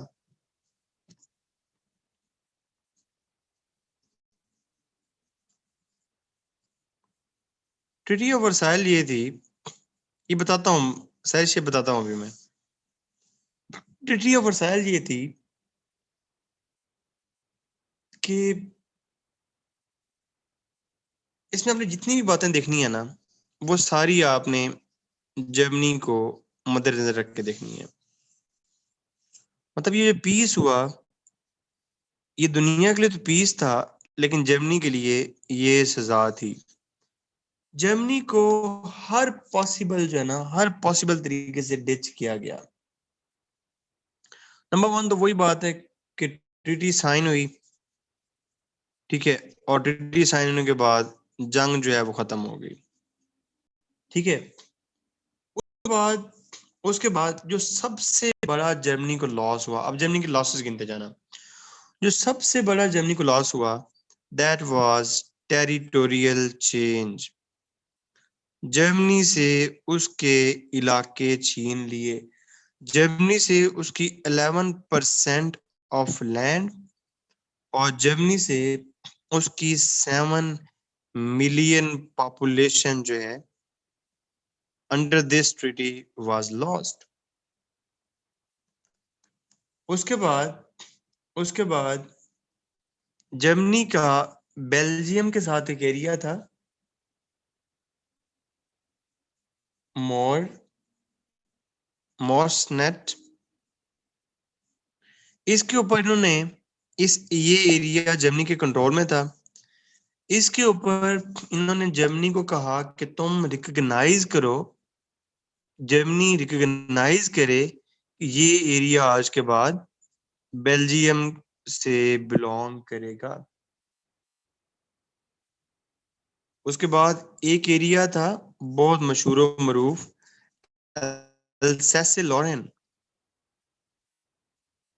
ये भी जर्मनी के पास था, और इन्होंने कहा कि ये एरिया तुम वापसी करो किसको, फ्रांस को। और फ्रांस और इनके दरमियान एक लैंड थी बहुत खूबसूरत, राइन लैंड। उन्होंने कहा कि इस राइन लैंड को डीमिलिटराइज करो।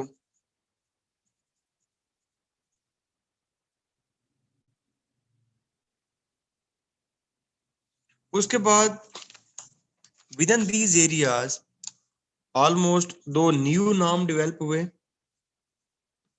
चेकोस्लोवाकिया प्लस पोलैंड, जिनका पहले नाम ही नहीं था। और जर्मनी को ये कहा कि इनको भी एक्सेप्ट करो। उसके बाद उसके बाद लीग ऑफ नेशन का जो चार्टर था, उसके अंदर एक चीज क्रिएट की गई जिसको कहते हैं मैंडेट्स। अब मैंडेट्स क्या था कि जर्मनी की जितनी भी कॉलोनीज थी, जर्मनी की जितनी भी कॉलोनीज थी, वो कॉलोनीज अब जर्मनी के पास नहीं रहेंगी, वो चली जाएंगी मैंडेट्स के पास। अब मैंडेट्स कौन होंगे, विनर ऑफ वर्ल्ड वॉर 1, वही फ्रांस, रशिया एंड यूके। अब हुआ क्या कि जर्मनी की जैसे टोगोलैंड बहुत अच्छी इसकी कॉलोनी थी, इसकी ये देनी पड़ी फ्रांस को। जैसे जिनका जर्मन ईस्ट अफ्रीका था, वो देना पड़ गया यूके को। उसके बाद इन्होंने ये कहा कि जर्मनी की जो मिलिट्री है उसके ऊपर भी रिस्ट्रिक्शंस लगेंगी। वो रिस्ट्रिक्शन क्या होगी, नंबर 1, आर्मी सिर्फ 1 लाख होगी, उससे ज्यादा आर्मी नहीं होगी। नंबर 2, रिजर्व बताया तो है बेटा। मैंडेट्स समझ लो कि इंस्टीट्यूशंस थे जो जिनको कंट्रोल करा था यूके एंड फ्रांस। समझ लो एक इदारा, यही कह लो, इंस्टीट्यूशन कह लो। अलाइड फोर्सेस के पास से इंस्टीट्यूशन थे कि जो भी कॉलोनी छोड़ेगा ना जर्मनी, वो ये इनको ऑक्युपाई करेंगे। आर्मी सिर्फ 1 लाख होगी, आर्म्स ट्रेड के ऊपर पूरी पाबंदी होगी, there would be no arm trade. उसके बाद जर्मनी ने पहली दफा वर्ल्ड वॉर 1 में सबमरीन्स बनाई थी, उससे पहले सबमरीन्स थी नहीं। तो उन्होंने कहा जर्मनी आज के बाद सबमरीन्स नहीं रखेगा। इन्होंने इवन के फाइटर प्लेन्स भी यूज किए थे। तो उन्होंने कहा कि जर्मनी के पास फाइटर प्लेन्स भी नहीं होंगे। उसके ऊपर ये जुल्म हुआ कि उन्होंने कहा कि जंग के ऊपर जितना भी खर्चा हुआ है वॉर रेपरेशन, और ये तकरीबन अराउंड उस टाइम का 5 बिलियन बनता था, ये सारे के सारे पैसे जर्मनी ने देने थे। और इन सारी बातों को मनवाने के लिए, इन सारी बातों को मनवाने के लिए गारंटी क्या होगी कि ये जर्मनी बातें मानेगा कि नहीं मानेगा? जर्मनी ये बातें मानेगा या नहीं मानेगा? तो गारंटी के लिए जर्मनी के 2 मेन एरियाज थे। एक था राइनलैंड जिसको डीमिलिटराइज करवाया, और दूसरा था ब्रिज हेड्स। ये 2 एरियाज थे, और गारंटी के लिए ये जो दोनों एरियाज हैं ये भी under the control of allies थे। और कहा गया कि अगर 15 साल जर्मनी ने ये सारी बातें मानी तो ग्रेजुअली उसको ये इसके एरियाज मिल जाएंगे, अदरवाइज जर्मनी इनसे महरूम हो जाएगा। जब हिटलर आया, जब मुसोलिनी आया, तो असल में उन्होंने इन्हीं 10 पॉइंट्स को माइंड में रख के लोगों को भड़काया कि देखो तुम्हारे साथ जुल्म हुआ है, तुम्हारे साथ ज्यादती हुई है, जर्मनी के साथ ये किया गया, it's time to take revenge.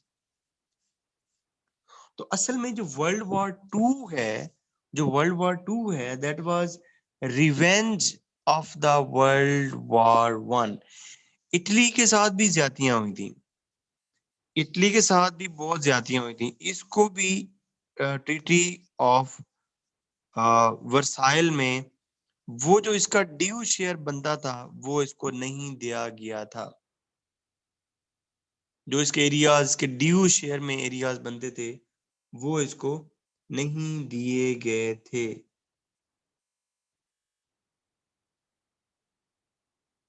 Okay, सो अब हम थोड़ा सा ना फैशिज्म और नाजिज्म को देखते हैं, ठीक है, ताकि तुम्हें ना थोड़ा सा आइडिया हो जाए कि चीजें तो तुम्हें पता तो चल गया कि होता क्या है, लेकिन जो लोग इसको लेकर आए और ये क्या था उसका भी थोड़ा सा ना हिस्टोरिकल हम एनालिसिस देख लेते हैं।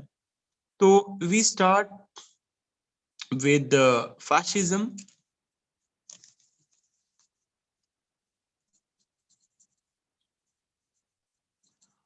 अच्छा, जब भी दो विंग होते हैं, एक होता है लेफ्ट विंग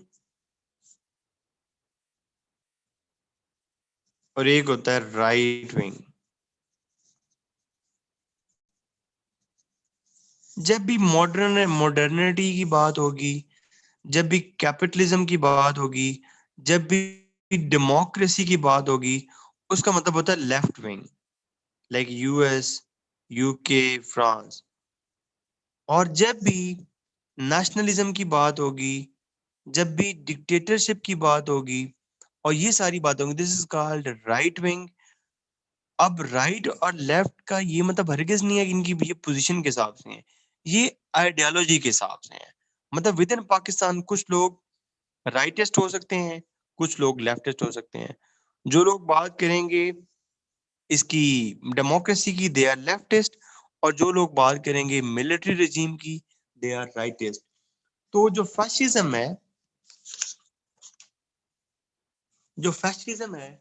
वो कौन सी आइडियोलॉजी होगी?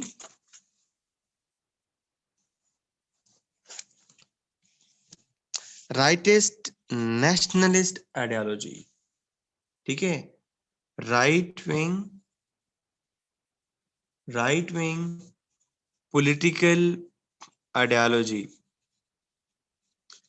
जो मेन चीज टारगेट होगी वो होगा कि इसके अंदर अथॉरिटेरियन नेशनलिज्म होगा, और फैशिज्म जो आई थी वो आई थी इटली में। अब इसके अंदर सीन ये था कि जो लोग थे और जो गवर्नमेंट थी, उनको एक जबान में बोलना पड़ता था। जो बंदा भी उस टाइम की गवर्नमेंट के अगेंस्ट काम करता था उसको उठा लिया जाता था। अपोजिशन पार्टीज सारी बैन हो चुकी थी, डेमोक्रेसी लिबरलिज्म सारा कुछ बैन हो चुका था, और इंटिमिडेशन और टेरर को यूज किया जाता था। इन सारी बातों को तुम ये बार बार सुनते हो कि मोदी फैशिस्ट है, मोदी फैशिस्ट है, उसके जरिए तुम इनको कॉपी भी करते जाओ।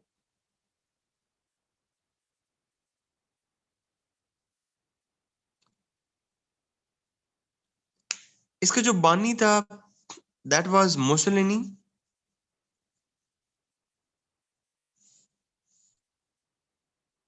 यार पीपल और गवर्नमेंट एक ही होंगे, जो बंदा गवर्नमेंट की पॉलिसीज के अगेंस्ट बोलेगा उसको उठा लिया जाएगा।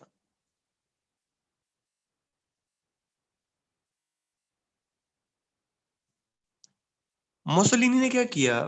मुसोलिनी ने मुसोलिनी ने क्या किया? ये इसने एक पार्टी थी, नेशनल फाशिस्ट पार्टी, ये उसका लीडर था। ठीक है, 1922 में, इन 1922 ये कू लेकर आया सिटिंग गवर्नमेंट के अगेंस्ट, और 1925 तक जितनी भी पावर्स थी उसके ऊपर इसने कब्जा कर लिया था। बिकॉज 1922 में इसने टुवर्ड्स रोम एक मार्च स्टार्ट किया था। हालात वैसे खराब थे, तो यहाँ पे जो किंग था उसका नाम था किंग विक्टर। जो किंग विक्टर है वो सिविल वॉर के चक्कर में नहीं पड़ना चाहता था, वो मुसोलिनी से नहीं लड़ना चाहता था। उसने क्या किया? उसने मुसोलिनी को एक पोस्ट दी, पीएम की पोस्ट दे दी। मुसोलिनी ने क्या किया? इस पीएम की पोस्ट से अपनी डिक्टेटरशिप को एस्टैब्लिश किया।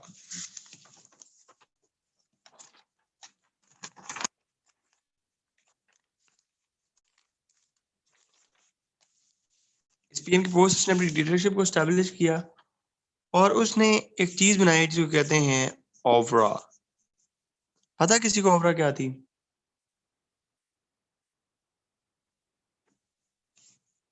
ये एक सीक्रेट पुलिस थी।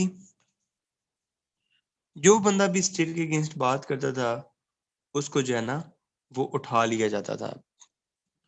उसके बाद जैसे ये पावर में आया, इसने एरियाज के ऊपर कब्जा करना शुरू कर दिया।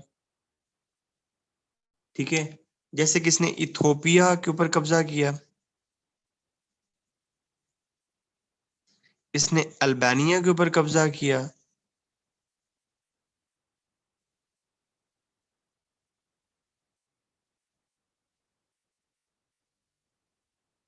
और इसने he was the main guy जिसने लोगों को इतना मोटिवेट किया कि इट्स टाइम टू वॉर, और he was the main person जिसने बर्लिन रोम एक्सेस करवाने में अहम रोल प्ले किया।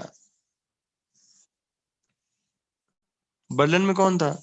जर्मनी का कैपिटल है, और रोम किसका कैपिटल है? इटली का कैपिटल है। ये दोनों एक ही पॉलिसी पे वर्क कर रहे थे। They join hand with each other, अपनी बातों को मनवाने के लिए अपने आप को पावरफुल किया। जब पावर में आए तो सारी बातें वो की जो इनकी मर्जी की थी। ऑलमोस्ट सेम सीन इसका भी है, हिटलर का भी है, जिसने नाजिज्म लेकर आया। अक्सर कोई और इथोपिया भी है इसके अलावा?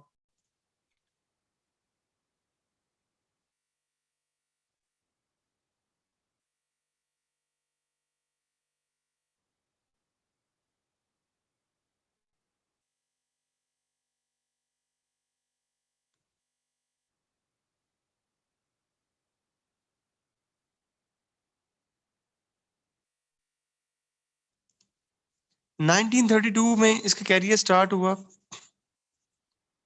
1932 में इसका कैरियर स्टार्ट हुआ। इसने पार्लियामेंट्री इलेक्शन में हिस्सा लिया। मजाक किया बेटा, परेशान नहीं होना। पार्लियामेंट्री इलेक्शन में इसने हिस्सा लिया, और पार्लियामेंट्री इलेक्शन जो 1932 में हुए, उसमें जो विक्ट्री हुई वो एक्सट्रीमिस्ट पार्टी की हुई। यहां से अब हिटलर जो है वो इन हो रहा है पार्लियामेंट में।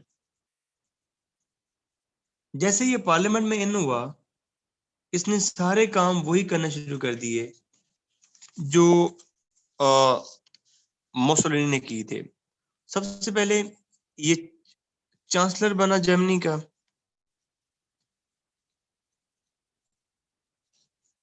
और चांसलर बनने के बाद इस कमीने ने जो सबसे पहला काम किया वो इसने अपने पार्लियामेंट को आग लगा दी।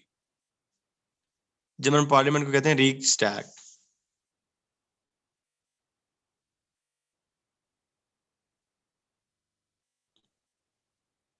आइडियोलॉजी सेम थी ना दोनों, रिता, दोनों की आइडियोलॉजी सेम थी ना?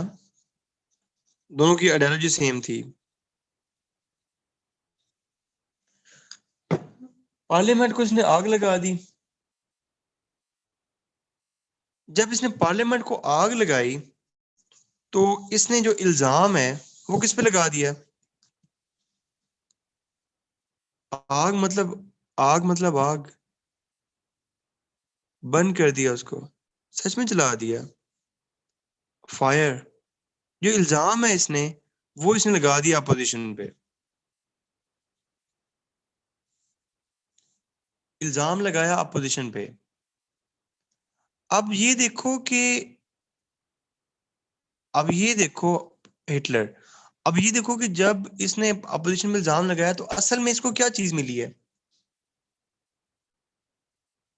असल में इसको असल में इसको पावर मिल गई अपोजिशन के अगेंस्ट काम करने की। फेमस भी हुआ और कहा कि देखो मैं अच्छे काम करना चाहता हूँ, मैं मुल्क को आगे लेके जाना चाहता हूँ, और ये जो अपोजिशन है ये मुझे काम नहीं करने दे रही, और इसी ने पार्लियामेंट को आग लगवाई है।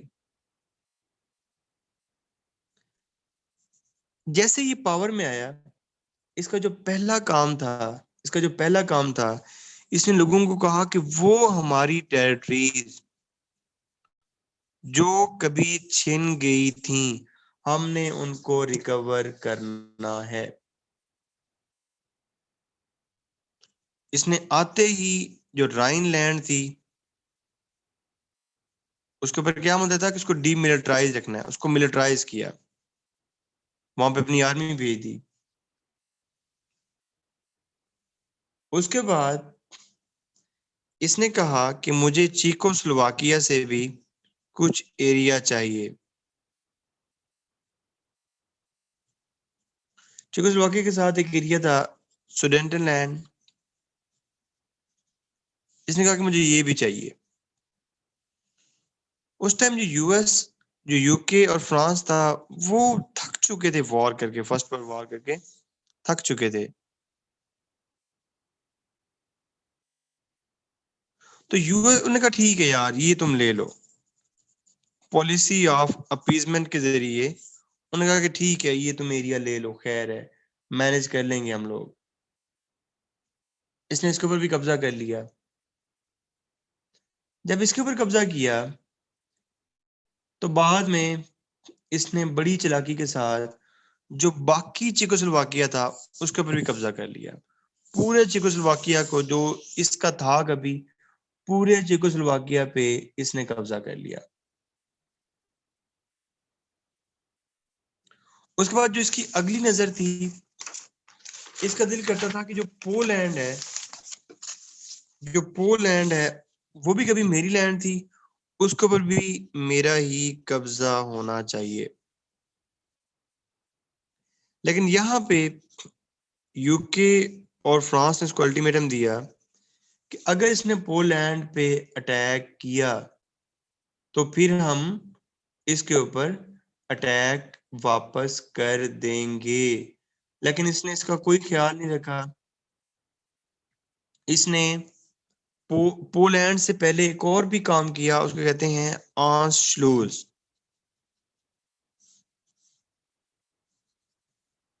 इसने ऑस्ट्रिया के ऊपर भी कब्जा कर लिया।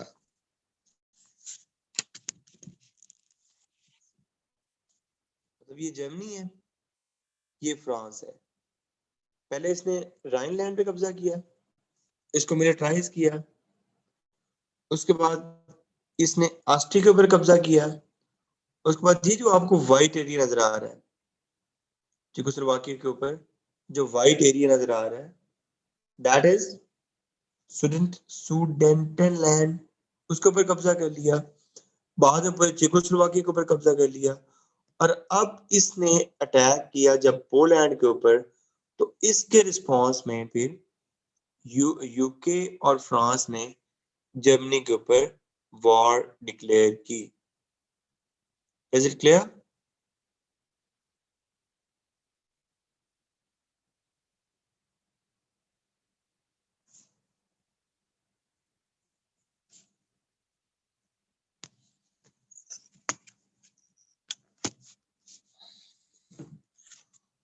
तो यहां से वर्ल्ड वॉर 2 का आगाज हुआ। That was the deadliest war in the world. अब मैं वो इसकी वो नहीं जाऊंगा कि जंग के अंदर कितने लोग मारे गए और किसने किसके ऊपर अटैक किया and all that. I am not going into the detail of this shit. I am going into something else. मुझे ये नहीं आता, ना मुझे इसके अंदर मजा आता है, ना मुझे कुछ का पता चलता है कि इसको कैसे पढ़ाना है। मैं बस इसकी तुम्हें काजेज बढ़ाता हूँ कि वर्ल्ड वॉर 2 क्यों हुई। तो मुझे ये बताओ कि इसकी पहली काज क्या बनेगी।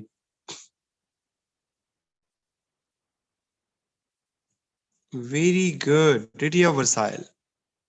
Treaty of Versailles. दूसरी, देखो ये वो मैं तुम्हें चीजें बता रहा हूँ, अल्हम्दुलिल्लाह अल्हम्दुलिल्लाह, I am very happy to tell you this. ये वो चीजें हैं जो इंशाल्लाह सिर्फ तुम लिखोगे। समरीना ऐसे ही है? किधर है समरीना?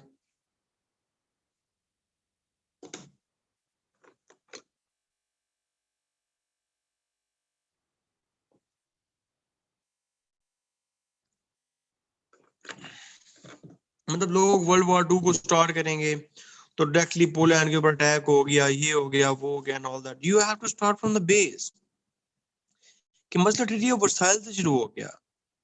फिर ग्रेट डिप्रेशन आया, और ग्रेट डिप्रेशन को किसने कैश किया? ग्रेट डिप्रेशन को किसने कैश किया? हिटलर और मुसोलिनी ने। ये लोग क्या लेके आए? Fascism plus Nazism. उसके साथ और क्या था? ईस्ट में जापान भी मिलिट्रिज्म कर रहा था। जापान भी मंचूरिया के ऊपर कब्जा कर चुका था, और जापान भी अपने एक्सपेंस काफी ज्यादा बढ़ा रहा था। और एक जो मतलब न्यू दौर था इंपीरियलिज्म का, वो स्टार्ट हो चुका था। और एक चीज मैंने जानबूझ के मिस की है, जो मैं अगली क्लास में पढ़ाऊंगा, that is also the wonderful reason, and that is failure of किसका? लीग ऑफ नेशन का।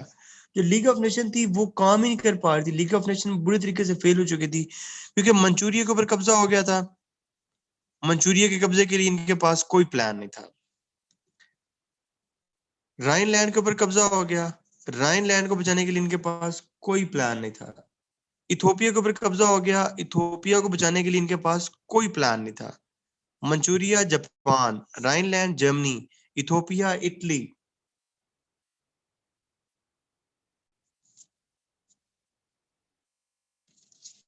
And the next thing is, तो यहाँ पे पॉलिसी ऑफ अपीसमेंट चल रही थी अभी तक भी। हिटलर को अभी तक भी खुश करने की कोशिश कर रहे थे सारे लोग। And with all these reasons the war started. और मैं अब उसकी डिटेल में नहीं जाऊंगा, वो आप लोगों ने खुद ही देख लेना है कितने बंदे मरे and all that and this and that. मैं अब इसकी आता हूँ डायरेक्ट कॉन्सिक्वेंसेस पे, कि इस जंग के क्या कॉन्सिक्वेंसेस हुए, वर्ल्ड वॉर वन के क्या कॉन्सिक्वेंसेस हुए।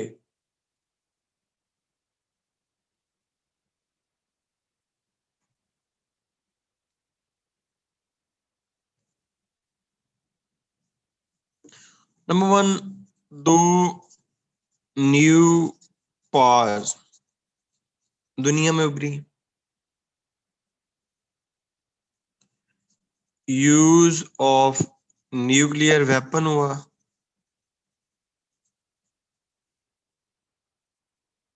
नहीं है जरूरत कासिम, नहीं है जरूरत। आप पेपर भी देखोगे तो नहीं होगी जरूरत। फॉर्मेशन ऑफ यूएन हुई।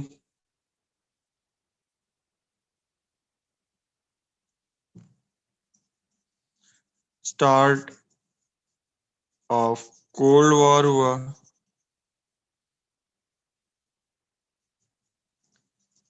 End of Germany. हाँ, मतलब अगर आप पास्ट में जाओगे ना तो आप कोई भी पेपर देखोगे तो वो कभी भी नहीं पूछता कि क्या हुआ, कितने लोग मारे गए and all that, this and this.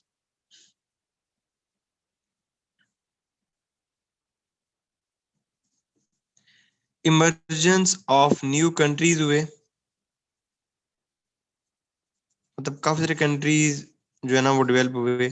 और इंटरेस्टिंग बात ये है कि ये जो एक एक बात मैं लिख रहा हूँ ना, इस एक एक बात को मैंने पूरा पूरा एक्सप्लेन भी करना है। मतलब ये नहीं है कि मैं ये लिख रहा हूँ, मतलब इसके ऊपर हम पूरे पूरे लेक्चर रखेंगे।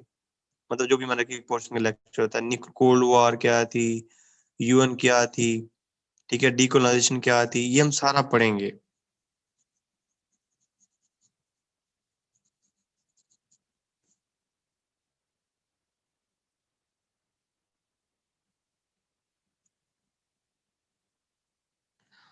अब बस मैं तुम्हें ना एक बात बताना चाहता हूँ कि वर्ल्ड वर्ल्ड वॉर टू के ऊपर थीरीज अप्लाई कर लोगे ना, जब इसका मतलब वो इसको एक्सप्लेन करने लगना है।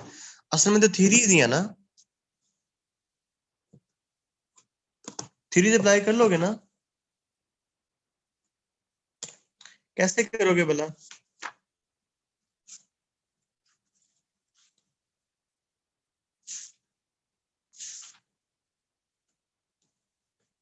क्लासिकल रियलिज्म, क्लासिकल रियलिज्म और क्लासिकल आइडियलिज्म वही बातें हैं। इंडिविजुअल बैड, तो स्टालिन बुरा है, हिटलर बुरा है, मुसोलिनी बुरा है।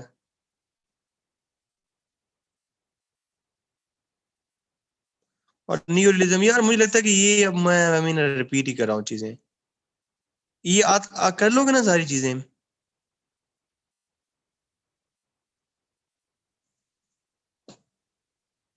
हाँ हाँ, एंड और मीन वाली कहानी है, बाकी कॉपरेशन वाली कहानी है और ये वो। आपकी जो थीरीज है ना, आपकी जो थीरीज है ना, उसके ऊपर जो सबसे अच्छी एग्जांपल्स बनती है ना, आपकी थीरीज के ऊपर जो सबसे अच्छी एग्जांपल्स बनती है ना, वो पता कौन सी होती हैं? वो यही वर्ल्ड वॉर की हैं। जो माइंड में ना आ रहा हो, जिस थ्योरी की कोई एग्जांपल माइंड में ना आ रही हो, तो उसको वर्ल्ड वॉर में आपने पुट कर देनी है।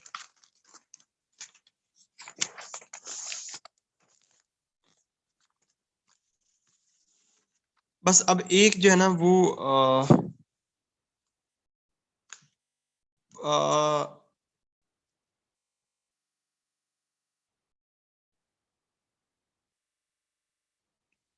फजान वो कहते हैं कि सारी रात ना उसने हीर रांझा का किस्सा सुना और सुबह उसने उठ के पूछा कि हीर जो थी ना वो लड़की थी कि लड़का था। बेटो यही तो बकवास की है कि मतलब नेशनलिज्म इतना एक्सपैंड कर चुका था। जब नेशनलिज्म आपके कंट्री में होता है ना, तो हर बंदा 20-20 घंटे काम कर रहा होता है। किसके लिए? जर्मनी के लिए, कि हमने जर्मनी को स्ट्रांग बनाना है, हमने जर्मनी को स्ट्रांग बनाना है। लोग 8 घंटे अपने लिए, 8 घंटे मुल्क के लिए हमने बदले ना। जो हमारे साथ जुल्म हुए थे हमने उसको रिट्रीट करना है, जो हमारे एरियाज थे हमने उसको रिट्रीट करना है। हम सुपीरियर रेस हैं। तो जब ये चीजें माइंड में चल रही होती हैं तो यकदम आप ऐसे ऐसे ऐसे जो है ना वो तरक्की करते हैं।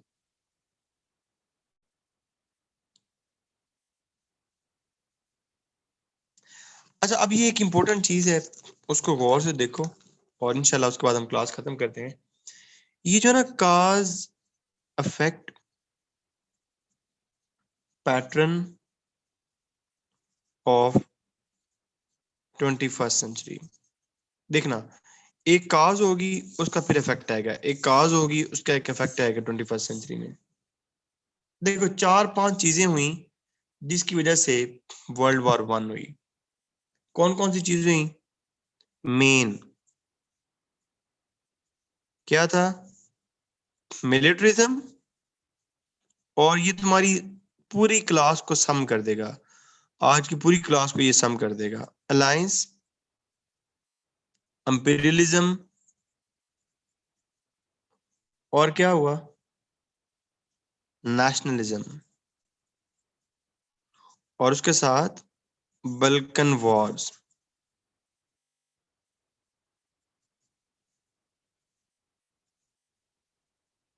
इन 4 चीजों ने किस चीज को जन्म दिया?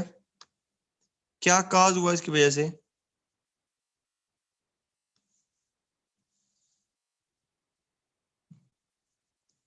इसकी वजह से काज हुआ वर्ल्ड वॉर 1।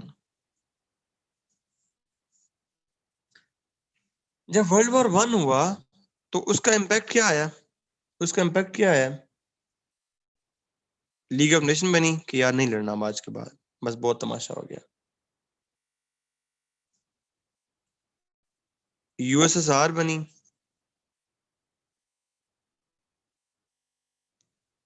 इटली और जर्मनी की नाराजियां हुई, रिजेंटमेंट्स।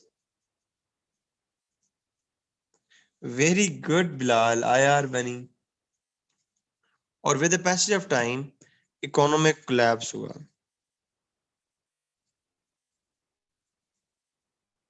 इन सारी चीजों की वजह से क्या हुआ? इन सारी चीजों की वजह से क्या हुआ? ग्रेट डिप्रेशन हुआ। यही मैं जानबूझ के मैंने ये पॉइंट लिखा है, बिकॉज मैं तुम्हें बकवास की है कि this is the main point of the world war 2, this great depression. अच्छा, अब ये देखो कि ग्रेट डिप्रेशन की वजह से क्या हुआ, इसका क्या इम्पैक्ट हुआ ग्रेट डिप्रेशन का? Fascism in Italy, Nazism in Germany. Because ये चीजें तभी अट्रैक्ट करती हैं जब गुर्बत होती है। अमीर बंदे को ये चीजें कभी भी अट्रैक्ट नहीं करती, ये चीजें अट्रैक्ट करती हैं गुर्बत में। And militarism in Japan. और इन चीजों ने किसको जन्म दिया?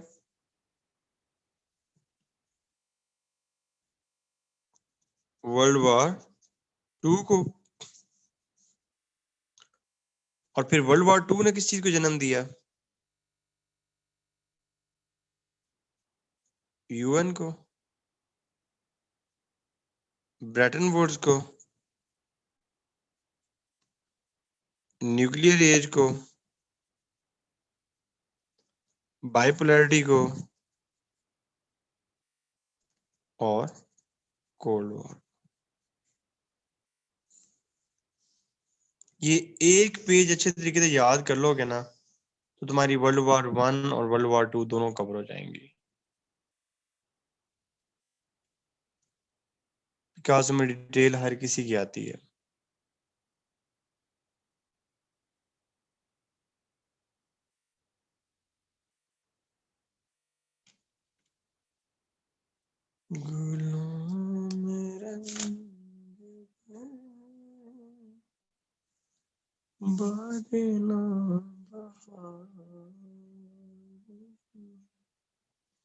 चलो अब हम नेक्स्ट क्लास में करेंगे कोल्ड वॉर के। आज ही स्टार्ट कर लें, आज स्टार्ट कर लें कोल्ड वॉर कि नहीं? अच्छा कल क्लास होगी, कल ही क्लास होगी, ठीक है ना? कल हमारी क्लास होगी इंशाल्लाह। और हाँ फ्राइडे को भी होगी क्योंकि मैं तुम लोगों की वजह से सस्सी की शादी पे नहीं जा रहा क्योंकि यार ये बैच बहुत लेट हो गया। सस्सी के बाद में मिल लेंगे जाके।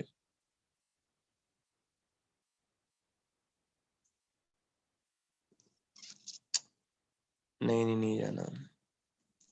और यार मुझे वो वाला सेगमेंट बहुत अच्छा लग रहा है, मुझे वही रिपीट करना है। हु इज रोल नंबर, बस 3 लोगों से बात करनी है। Who is roll number 11? अच्छा 11 किसका था? मुझे ये वाला काम बड़ा मजे का लग रहा है।